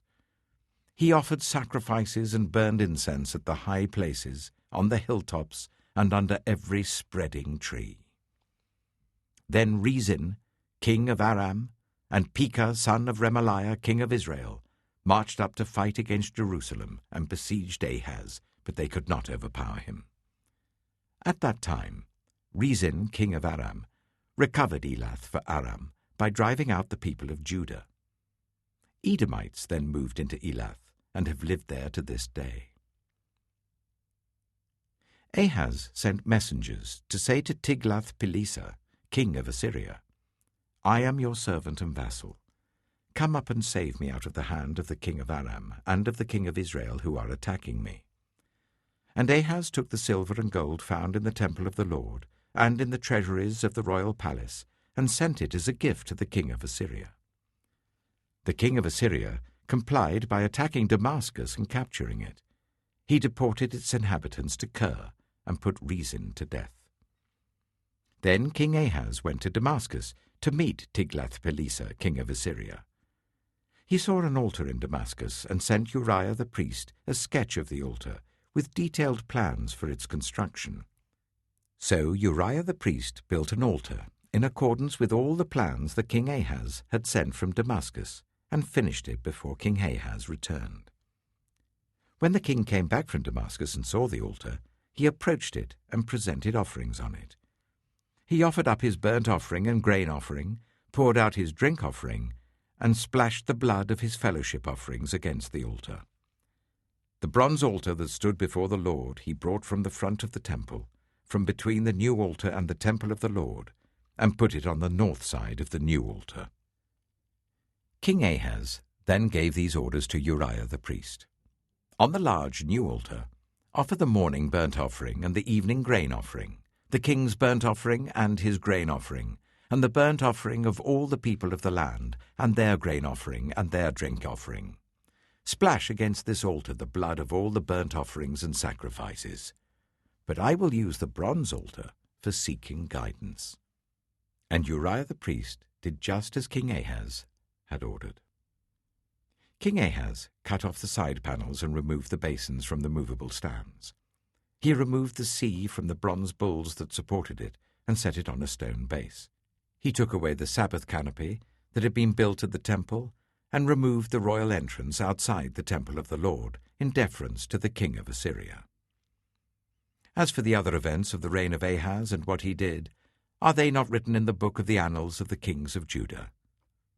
Ahaz rested with his ancestors and was buried with them in the city of David, and Hezekiah his son succeeded him as king. 2 Kings chapter 17. In the 12th year of Ahaz king of Judah, Hoshea son of Elah became king of Israel in Samaria, and he reigned for 9 years. He did evil in the eyes of the Lord, but not like the kings of Israel who preceded him.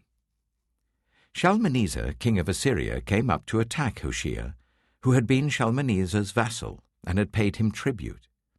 But the king of Assyria discovered that Hoshea was a traitor, for he had sent envoys to So, king of Egypt, and he no longer paid tribute to the king of Assyria as he had done year by year.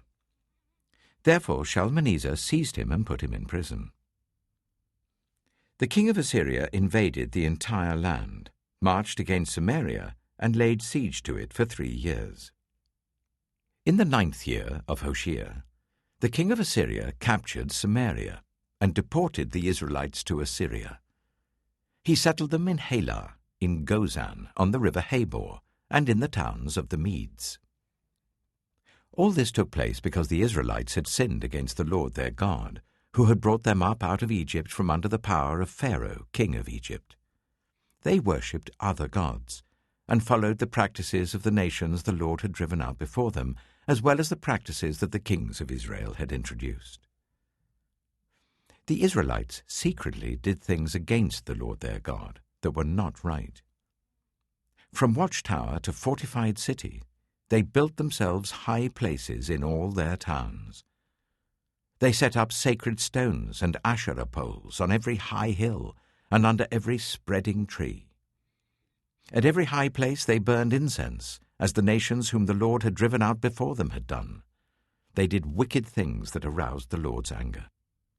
They worshipped idols, though the Lord had said, "You shall not do this."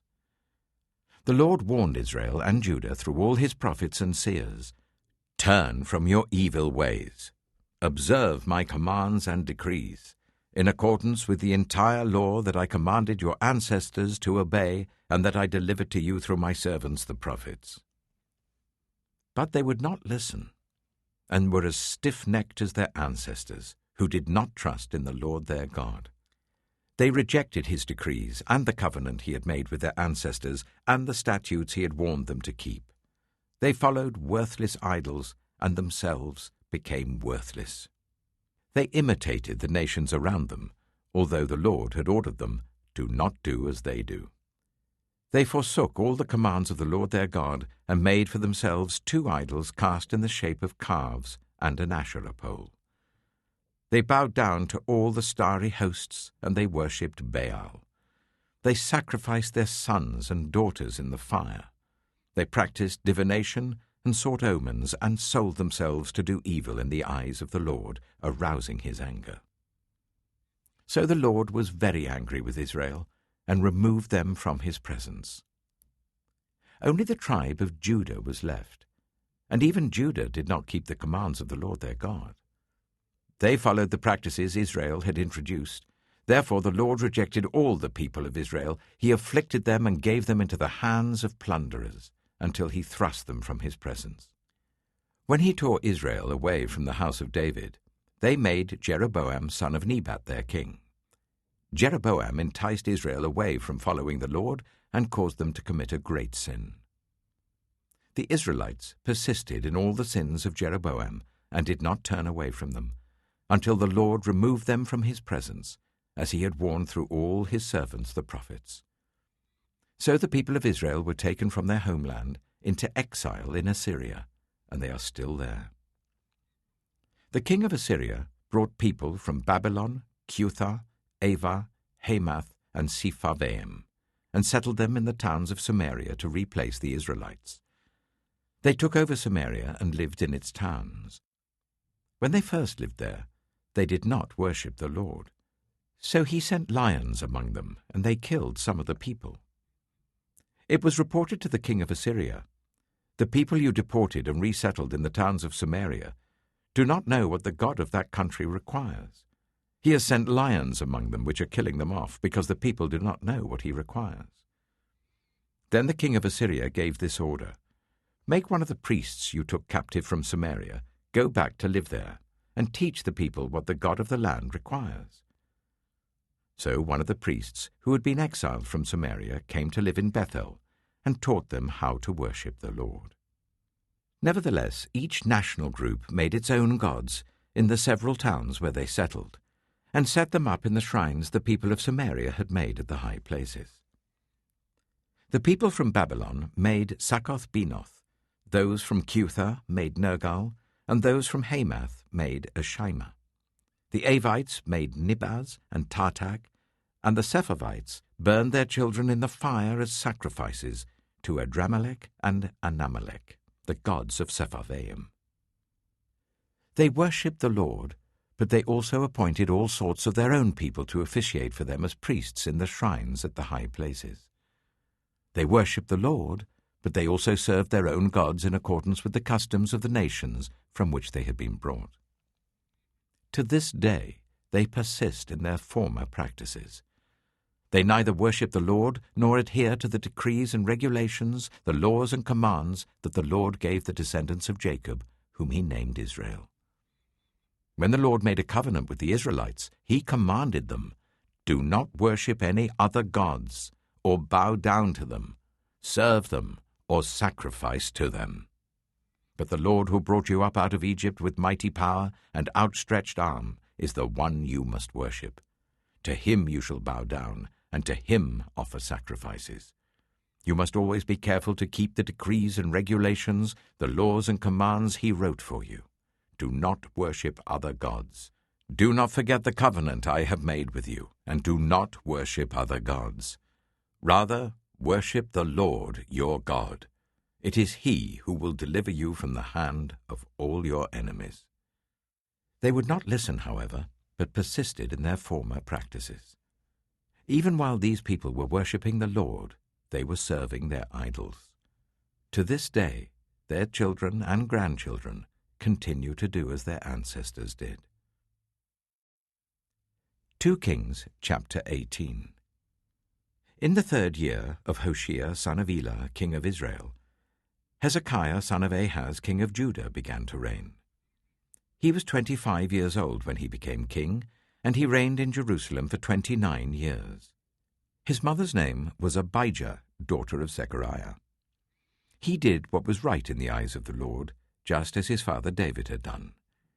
He removed the high places, smashed the sacred stones, and cut down the Asherah poles.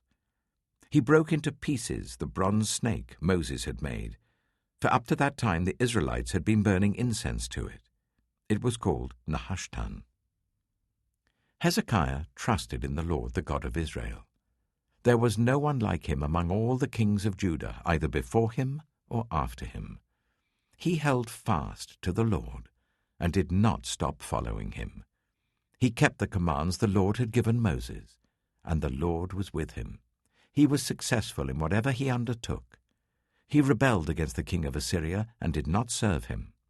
From watchtower to fortified city, he defeated the Philistines as far as Gaza and its territory. In King Hezekiah's 4th year, which was the 7th year of Hoshea son of Elah, king of Israel, Shalmaneser king of Assyria marched against Samaria and laid siege to it. At the end of 3 years, the Assyrians took it. So Samaria was captured in Hezekiah's 6th year, which was the 9th year of Hoshea, king of Israel. The king of Assyria deported Israel to Assyria and settled them in Halah, in Gozan, on the river Habor, and in the towns of the Medes. This happened because they had not obeyed the Lord their God, but had violated his covenant, all that Moses the servant of the Lord commanded. They neither listened to the commands nor carried them out. In the 14th year of King Hezekiah's reign, Sennacherib, king of Assyria, attacked all the fortified cities of Judah and captured them. So Hezekiah, king of Judah, sent this message to the king of Assyria at Lachish: "I have done wrong. Withdraw from me, and I will pay whatever you demand of me." The king of Assyria exacted from Hezekiah, king of Judah, 300 talents of silver and 30 talents of gold. So Hezekiah gave him all the silver that was found in the temple of the Lord and in the treasuries of the royal palace. At this time, Hezekiah, king of Judah, stripped off the gold with which he had covered the doors and doorposts of the temple of the Lord, and gave it to the king of Assyria. The king of Assyria sent his supreme commander, his chief officer, and his field commander with a large army from Lachish to King Hezekiah at Jerusalem. They came up to Jerusalem and stopped at the aqueduct of the upper pool on the road to the washerman's field. They called for the king, and Eliakim, son of Hilkiah, the palace administrator, Shebna, the secretary, and Joah, son of Asaph, the recorder, went out to them. The field commander said to them, "Tell Hezekiah, this is what the great king, the king of Assyria, says. On what are you basing this confidence of yours? You say you have the counsel and the might for war, but you speak only empty words. On whom are you depending that you rebel against me? Look, I know you are depending on Egypt, that splintered reed of a staff, which pierces the hand of anyone who leans on it. Such is Pharaoh, king of Egypt, to all who depend on him. But if you say to me, 'We are depending on the Lord our God,' isn't he the one whose high places and altars Hezekiah removed, saying to Judah and Jerusalem, 'You must worship before this altar in Jerusalem'? Come now, make a bargain with my master, the king of Assyria. I will give you 2,000 horses, if you can put riders on them. How can you repulse one officer of the least of my master's officials, even though you are depending on Egypt for chariots and horsemen? Furthermore, have I come to attack and destroy this place without word from the Lord? The Lord himself told me to march against this country and destroy it." Then Eliakim, son of Hilkiah, and Shebna and Joah said to the field commander, "Please speak to your servants in Aramaic, since we understand it. Don't speak to us in Hebrew in the hearing of the people on the wall." But the commander replied, "Was it only to your master and you that my master sent me to say these things, and not to the people sitting on the wall, who, like you, will have to eat their own excrement and drink their own urine?" Then the commander stood and called out in Hebrew, "Hear the word of the great king, the king of Assyria.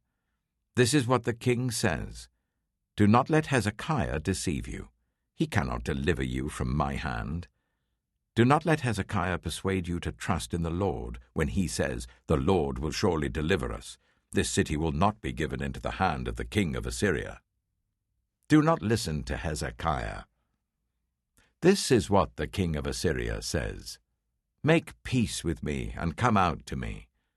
Then each of you will eat fruit from your own vine and fig tree and drink water from your own cistern, until I come and take you to a land like your own, a land of grain and new wine, a land of bread and vineyards, a land of olive trees and honey. Choose life and not death. Do not listen to Hezekiah, for he is misleading you when he says, 'The Lord will deliver us.' Has the God of any nation ever delivered his land from the hand of the king of Assyria? Where are the gods of Hamath and Arpad? Where are the gods of Sepharvaim, Hena, and Ivah? Have they rescued Samaria from my hand? Who of all the gods of these countries have been able to save his land from me? How then can the Lord deliver Jerusalem from my hand?" But the people remained silent and said nothing in reply, because the king had commanded, "Do not answer him." Then Eliakim, son of Hilkiah the palace administrator, Shebna the secretary, and Joah son of Asaph the recorder went to Hezekiah with their clothes torn, and told him what the field commander had said. 2 Kings chapter 19. When King Hezekiah heard this, he tore his clothes and put on sackcloth and went into the temple of the Lord. He sent Eliakim the palace administrator, Shebna the secretary, and the leading priests, all wearing sackcloth, to the prophet Isaiah, son of Amos. They told him, "This is what Hezekiah says. This is a day of distress and rebuke and disgrace, as when children come to the moment of birth and there is no strength to deliver them. It may be that the Lord your God will hear all the words of the field commander, whom his master the king of Assyria had sent to ridicule the living God, and that he will rebuke him for the words the Lord your God has heard. Therefore pray for the remnant that still survives." When King Hezekiah's officials came to Isaiah, Isaiah said to them, "Tell your master, this is what the Lord says. Do not be afraid of what you have heard, those words with which the underlings of the king of Assyria have blasphemed me. Listen. When he hears a certain report, I will make him want to return to his own country, and there I will have him cut down with the sword." When the field commander heard that the king of Assyria had left Lachish, he withdrew and found the king fighting against Libnah. Now Sennacherib received a report that Tirhakah, the king of Cush, was marching out to fight against him. So he again sent messengers to Hezekiah with this word: "Say to Hezekiah, king of Judah, do not let the God you depend on deceive you when he says, 'Jerusalem will not be given into the hands of the king of Assyria.' Surely you have heard what the kings of Assyria have done to all the countries, destroying them completely. And will you be delivered? Did the gods of the nations that were destroyed by my predecessors deliver them? The gods of Gozan, Haran, Reseph, and the people of Eden, who were in Tel Assa? Where is the king of Hamath or the king of Arpad?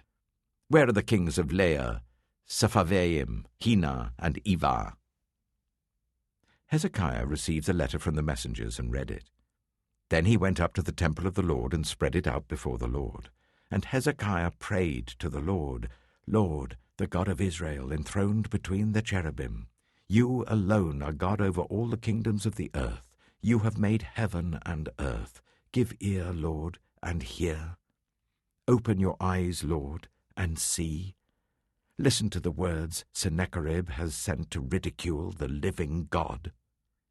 It is true, Lord, that the Assyrian kings have laid waste these nations and their lands.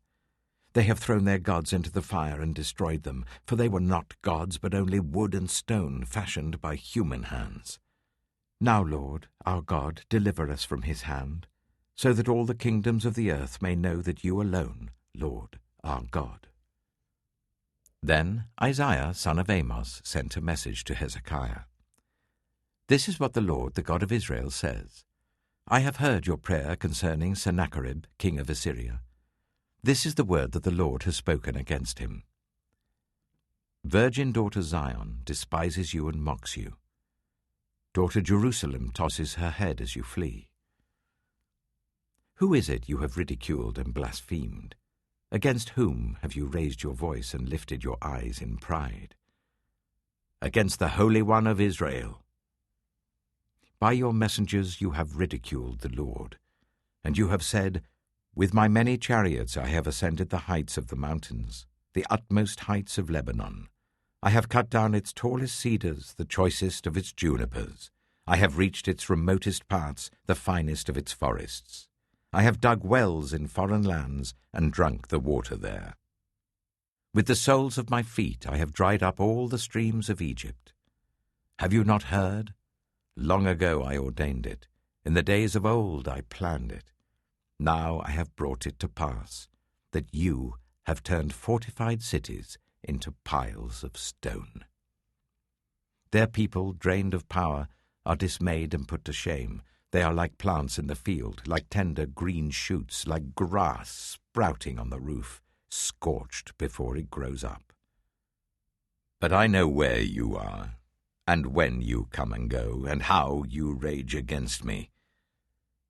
Because you rage against me, and because your insolence has reached my ears, I will put my hook in your nose and my bit in your mouth, and I will make you return by the way you came. This will be the sign for you, Hezekiah.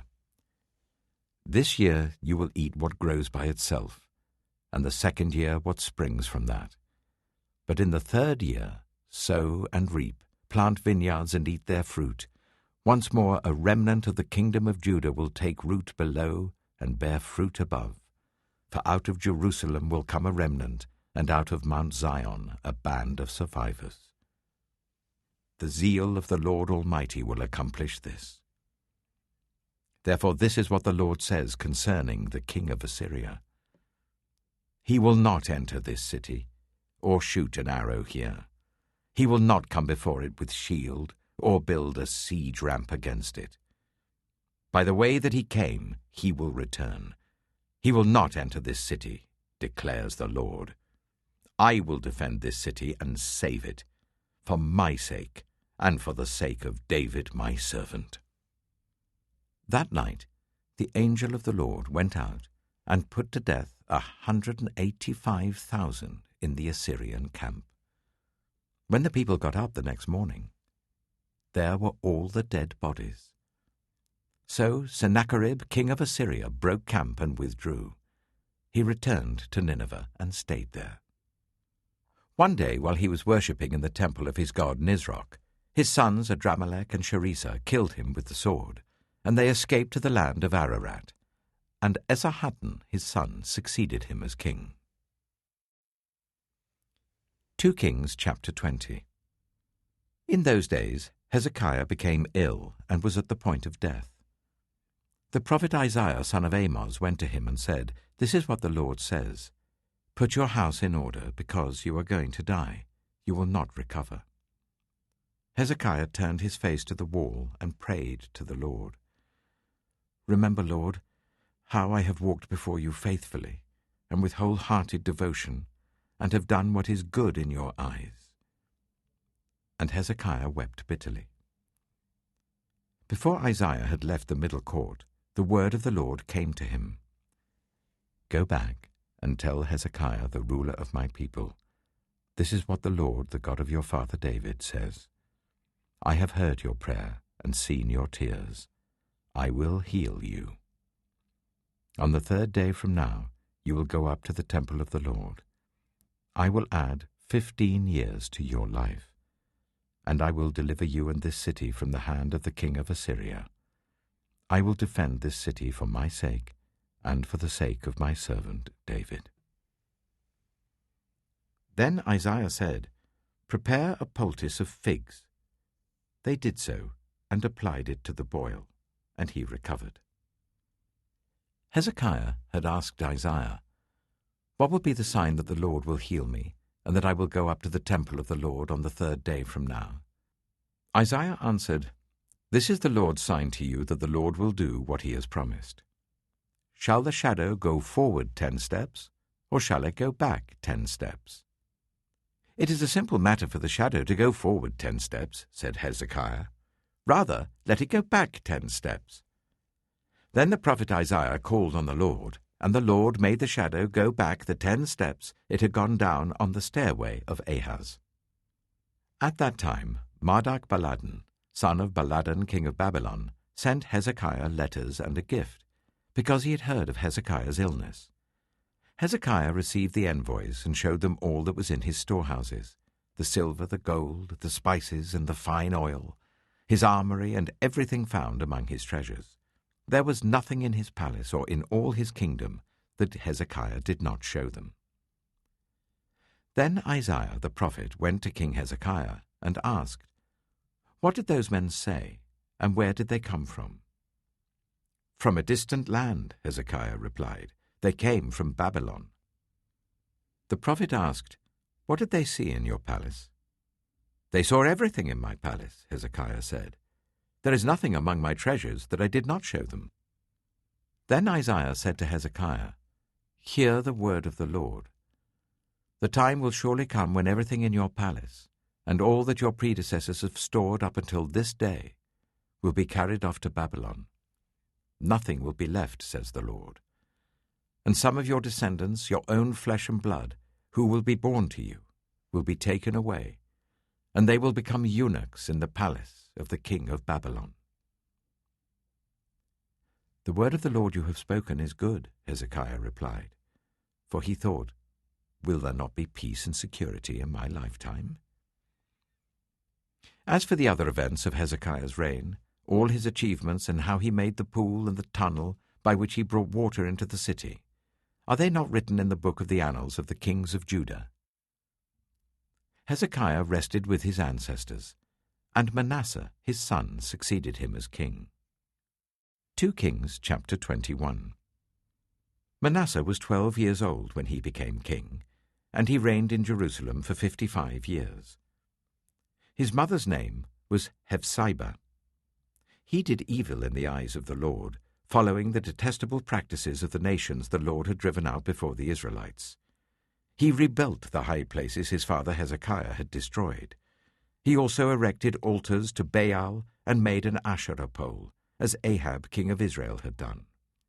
He bowed down to all the starry hosts and worshipped them. He built altars in the temple of the Lord, of which the Lord had said, in Jerusalem I will put my name. In the 2 courts of the temple of the Lord he built altars to all the starry hosts.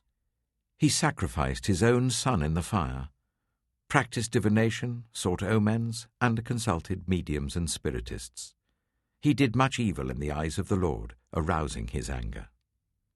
He took the carved Asherah pole he had made and put it in the temple, of which the Lord had said to David and to his son Solomon, in this temple and in Jerusalem, which I have chosen out of all the tribes of Israel, I will put my name forever.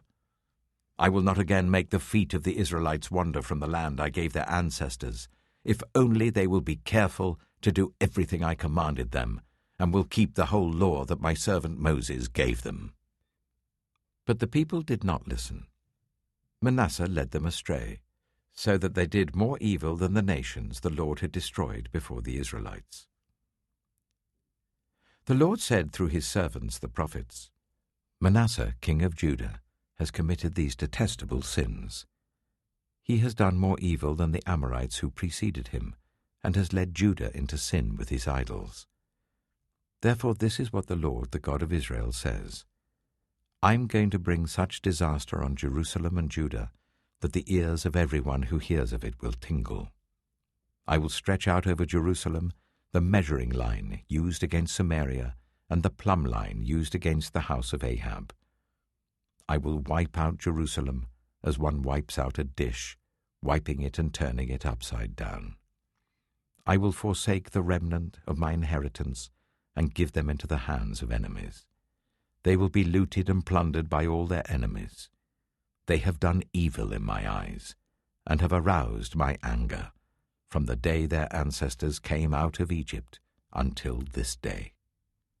Moreover, Manasseh also shed so much innocent blood that he filled Jerusalem from end to end, besides the sin that he had caused Judah to commit, so that they did evil in the eyes of the Lord. As for the other events of Manasseh's reign and all he did, including the sin he committed, are they not written in the book of the annals of the kings of Judah? Manasseh rested with his ancestors and was buried in his palace garden, the garden of Uzzah. And Amon, his son, succeeded him as king. Amon was 22 years old when he became king, and he reigned in Jerusalem for 2 years. His mother's name was Meshullemeth, daughter of Haruz. She was from Jotbah. He did evil in the eyes of the Lord, as his father Manasseh had done. He followed completely the ways of his father, worshipped the idols his father had worshipped, and bowing down to them. He forsook the Lord, the God of his ancestors, and did not walk in obedience to him. Amon's officials conspired against him and assassinated the king in his palace. Then the people of the land killed all who had plotted against King Amon, and they made Josiah his son king in his place. As for the other events of Amon's reign and what he did, Are they not written in the book of the annals of the kings of Judah? He was buried in his tomb in the garden of Uzzah, and Josiah his son succeeded him as king. 2 Kings chapter 22. Josiah was 8 years old when he became king, and he reigned in Jerusalem for 31 years. His mother's name was Jedidah, daughter of Adaiah. She was from Bozkath. He did what was right in the eyes of the Lord, and followed completely the ways of his father David, not turning aside to the right or to the left. In the 18th year of his reign, King Josiah sent the secretary Shaphan, son of Azaliah, the son of Meshullam, to the temple of the Lord. He said, "Go up to Hilkiah, the high priest, and make him get ready the money that has been brought into the temple of the Lord, which the doorkeepers have collected from the people. Make them entrust it to the men appointed to supervise the work on the temple. And make these men pay the workers who repair the temple of the Lord, the carpenters, the builders, and the masons. Also make them purchase timber and dressed stone to repair the temple. But they need not account for the money entrusted to them, because they are honest in their dealings." Hilkiah the high priest said to Shaphan the secretary, "I have found the book of the law in the temple of the Lord." He gave it to Shaphan, who read it. Then Shaphan the secretary went to the king and reported to him, "Your officials have paid out the money that was in the temple of the Lord, and have entrusted it to the workers and supervisors at the temple." Then Shaphan the secretary informed the king, "Hilkiah the priest has given me a book," and Shaphan read from it in the presence of the king. When the king heard the words of the book of the law, he tore his robes. He gave these orders to Hilkiah the priest, Ahikam son of Shaphan, Achbor son of Micaiah, Shaphan the secretary, and Asaiah the king's attendant. "Go and inquire of the Lord for me, and for the people, and for all Judah, about what is written in this book that has been found. Great is the Lord's anger that burns against us, because those who have gone before us have not obeyed the words of this book. They have not acted in accordance with all that is written there concerning us." Hilkiah the priest, Ahikam, Achbor, Shaphan, and Asaiah went to speak to the prophet Huldah, who was the wife of Shallum, son of Tikvah, the son of Harhas, keeper of the wardrobe. She lived in Jerusalem, in the new quarter. She said to them, "This is what the Lord, the God of Israel, says. Tell the man who sent you to me, this is what the Lord says. I am going to bring disaster on this place and its people, according to everything written in the book the king of Judah has read. Because they have forsaken me and burned incense to other gods, and aroused my anger by all the idols their hands have made, my anger will burn against this place and will not be quenched.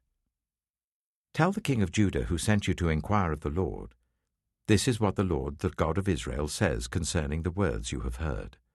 Because your heart was responsive and you humbled yourself before the Lord when you heard what I have spoken against this place and its people, that they would become a curse and be laid waste, and because you tore your robes and wept in my presence, I also have heard you, declares the Lord. Therefore I will gather you to your ancestors, and you will be buried in peace. Your eyes will not see all the disaster I'm going to bring on this place." So they took her answer back to the king. 2 Kings chapter 23. Then the king called together all the elders of Judah and Jerusalem. He went up to the temple of the Lord with the people of Judah, the inhabitants of Jerusalem, the priests and the prophets, all the people from the least to the greatest.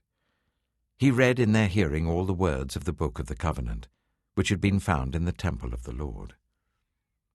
The king stood by the pillar and renewed the covenant in the presence of the Lord, to follow the Lord and keep his commands, statutes, and decrees with all his heart and all his soul, thus confirming the words of the covenant written in this book.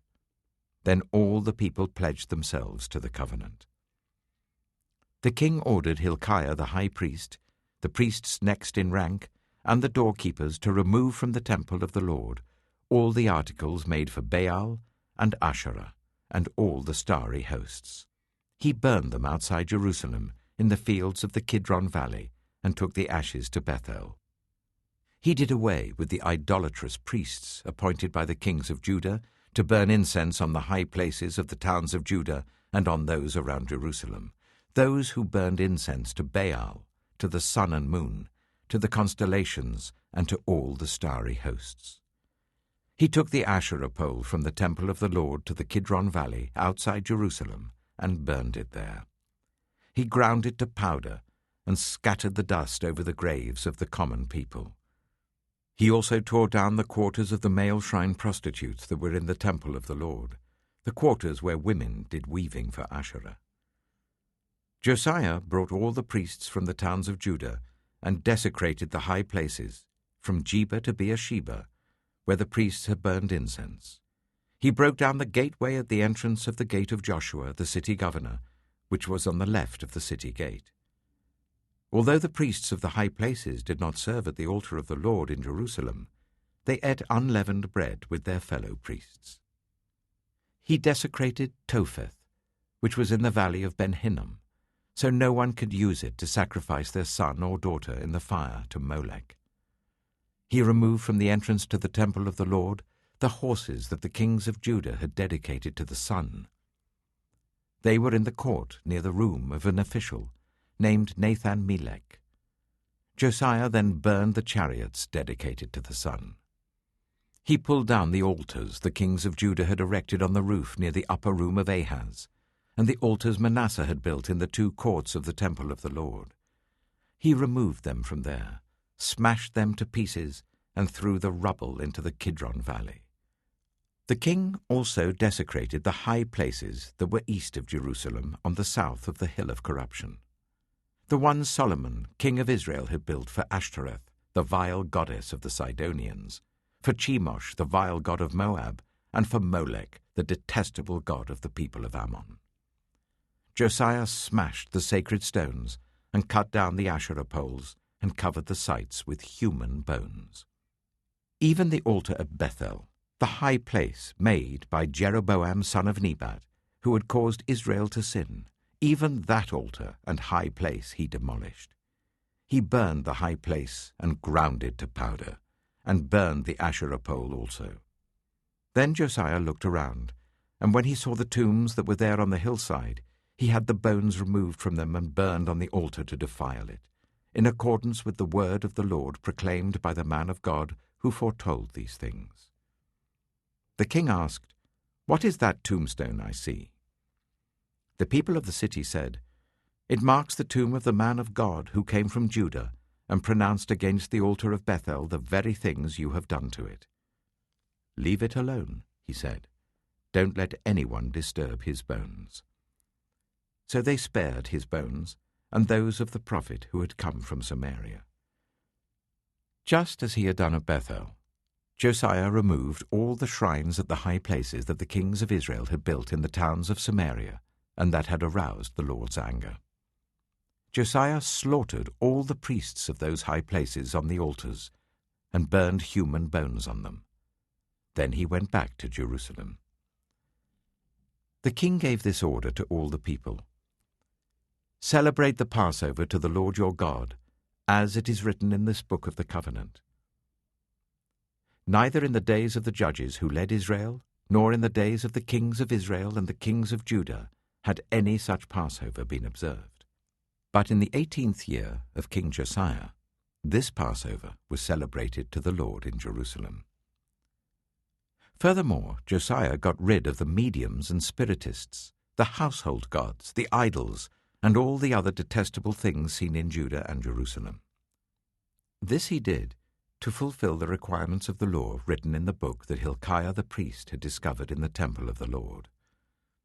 Neither before nor after Josiah was there a king like him, who turned to the Lord as he did, with all his heart and with all his soul and with all his strength, in accordance with all the law of Moses.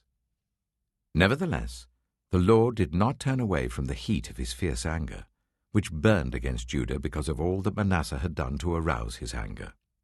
So the Lord said, "I will remove Judah also from my presence, as I removed Israel, and I will reject Jerusalem, the city I chose, and this temple about which I said, My name shall be there. As for the other events of Josiah's reign and all he did, are they not written in the book of the annals of the kings of Judah? While Josiah was king, Pharaoh Necho, king of Egypt, went up to the river Euphrates to help the king of Assyria. King Josiah marched out to meet him in battle, but Necho faced him and killed him at Megiddo. Josiah's servants brought his body in a chariot from Megiddo to Jerusalem and buried him in his own tomb. And the people of the land took Jehoahaz, son of Josiah, and anointed him and made him king in place of his father. Jehoahaz was 23 years old when he became king, and he reigned in Jerusalem for 3 months.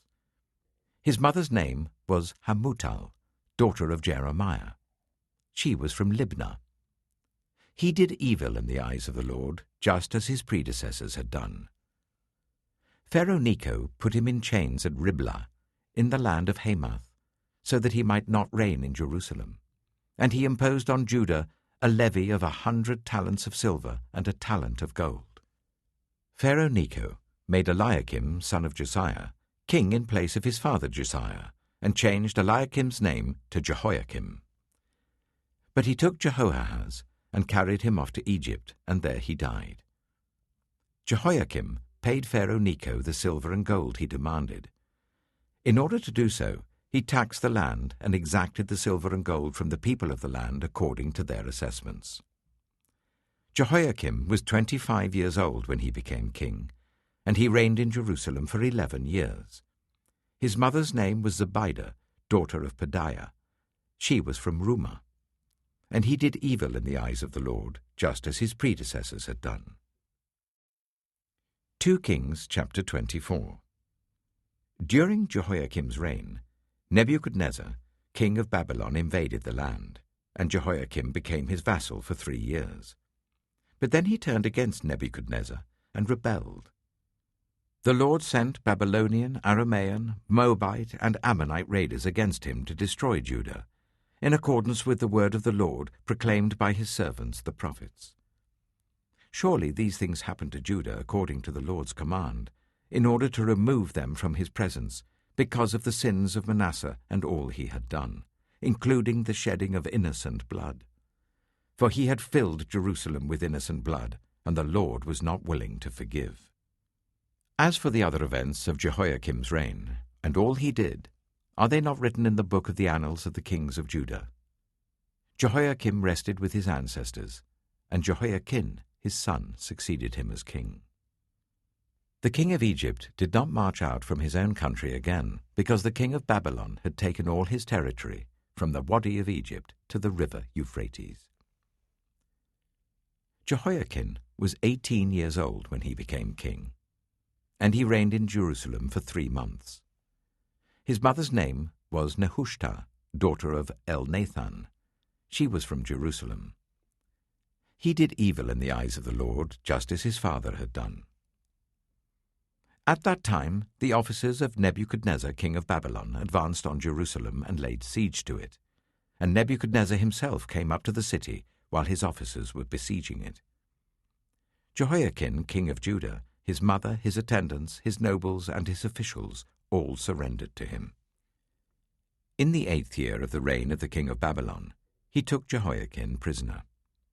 As the Lord had declared, Nebuchadnezzar removed the treasures from the temple of the Lord and from the royal palace, and cut up the gold articles that Solomon king of Israel had made for the temple of the Lord. He carried all Jerusalem into exile, all the officers and fighting men, and all the skilled workers and artisans, a total of 10,000. Only the poorest people of the land were left. Nebuchadnezzar took Jehoiakim captive to Babylon. He also took from Jerusalem to Babylon the king's mother, his wives, his officials, and the prominent people of the land. The king of Babylon also deported to Babylon the entire force of 7,000 fighting men, strong and fit for war, and 1,000 skilled workers and artisans. He made Mattaniah, Jehoiakim's uncle, king in his place, and changed his name to Zedekiah. Zedekiah was 21 years old when he became king, and he reigned in Jerusalem for 11 years. His mother's name was Hamutal, daughter of Jeremiah. She was from Libnah. He did evil in the eyes of the Lord, just as Jehoiakim had done. It was because of the Lord's anger that all this happened to Jerusalem and Judah, and in the end he thrust them from his presence. Now Zedekiah rebelled against the king of Babylon. 2 Kings chapter 25. So in the 9th year of Zedekiah's reign, on the 10th day of the 10th month, Nebuchadnezzar king of Babylon marched against Jerusalem with his whole army. He camped outside the city and built siege works all around it. The city was kept under siege until the 11th year of King Zedekiah. By the 9th day of the 4th month, the famine in the city had become so severe that there was no food for the people to eat. Then the city wall was broken through, and the whole army fled at night through the gate between the two walls near the king's garden, though the Babylonians were surrounding the city. They fled towards the Arabah, but the Babylonian army pursued the king and overtook him in the plains of Jericho. All his soldiers were separated from him and scattered, and he was captured. He was taken to the king of Babylon at Riblah, where sentence was pronounced on him. They killed the sons of Zedekiah before his eyes. Then they put out his eyes, bound him with bronze shackles, and took him to Babylon. On the 7th day of the 5th month, in the 19th year of Nebuchadnezzar king of Babylon, Nebuzaradan, commander of the imperial guard, an official of the king of Babylon, came to Jerusalem. He set fire to the temple of the Lord, the royal palace, and all the houses of Jerusalem. Every important building he burned down. The whole Babylonian army under the commander of the imperial guard broke down the walls around Jerusalem. Nebuzaradan, the commander of the guard, carried into exile the people who remained in the city, along with the rest of the populace and those who had deserted to the king of Babylon. But the commander left behind some of the poorest people of the land to work the vineyards and fields. The Babylonians broke up the bronze pillars, the movable stands, and the bronze sea that were at the temple of the Lord, and they carried the bronze to Babylon. They also took away the pots, shovels, wick trimmers, dishes, and all the bronze articles used in the temple service. The commander of the imperial guard took away the censers and sprinkling bowls, all that were made of pure gold or silver. The bronze from the 2 pillars, the sea and the movable stands, which Solomon had made for the temple of the Lord, was more than could be weighed. Each pillar was 18 cubits high.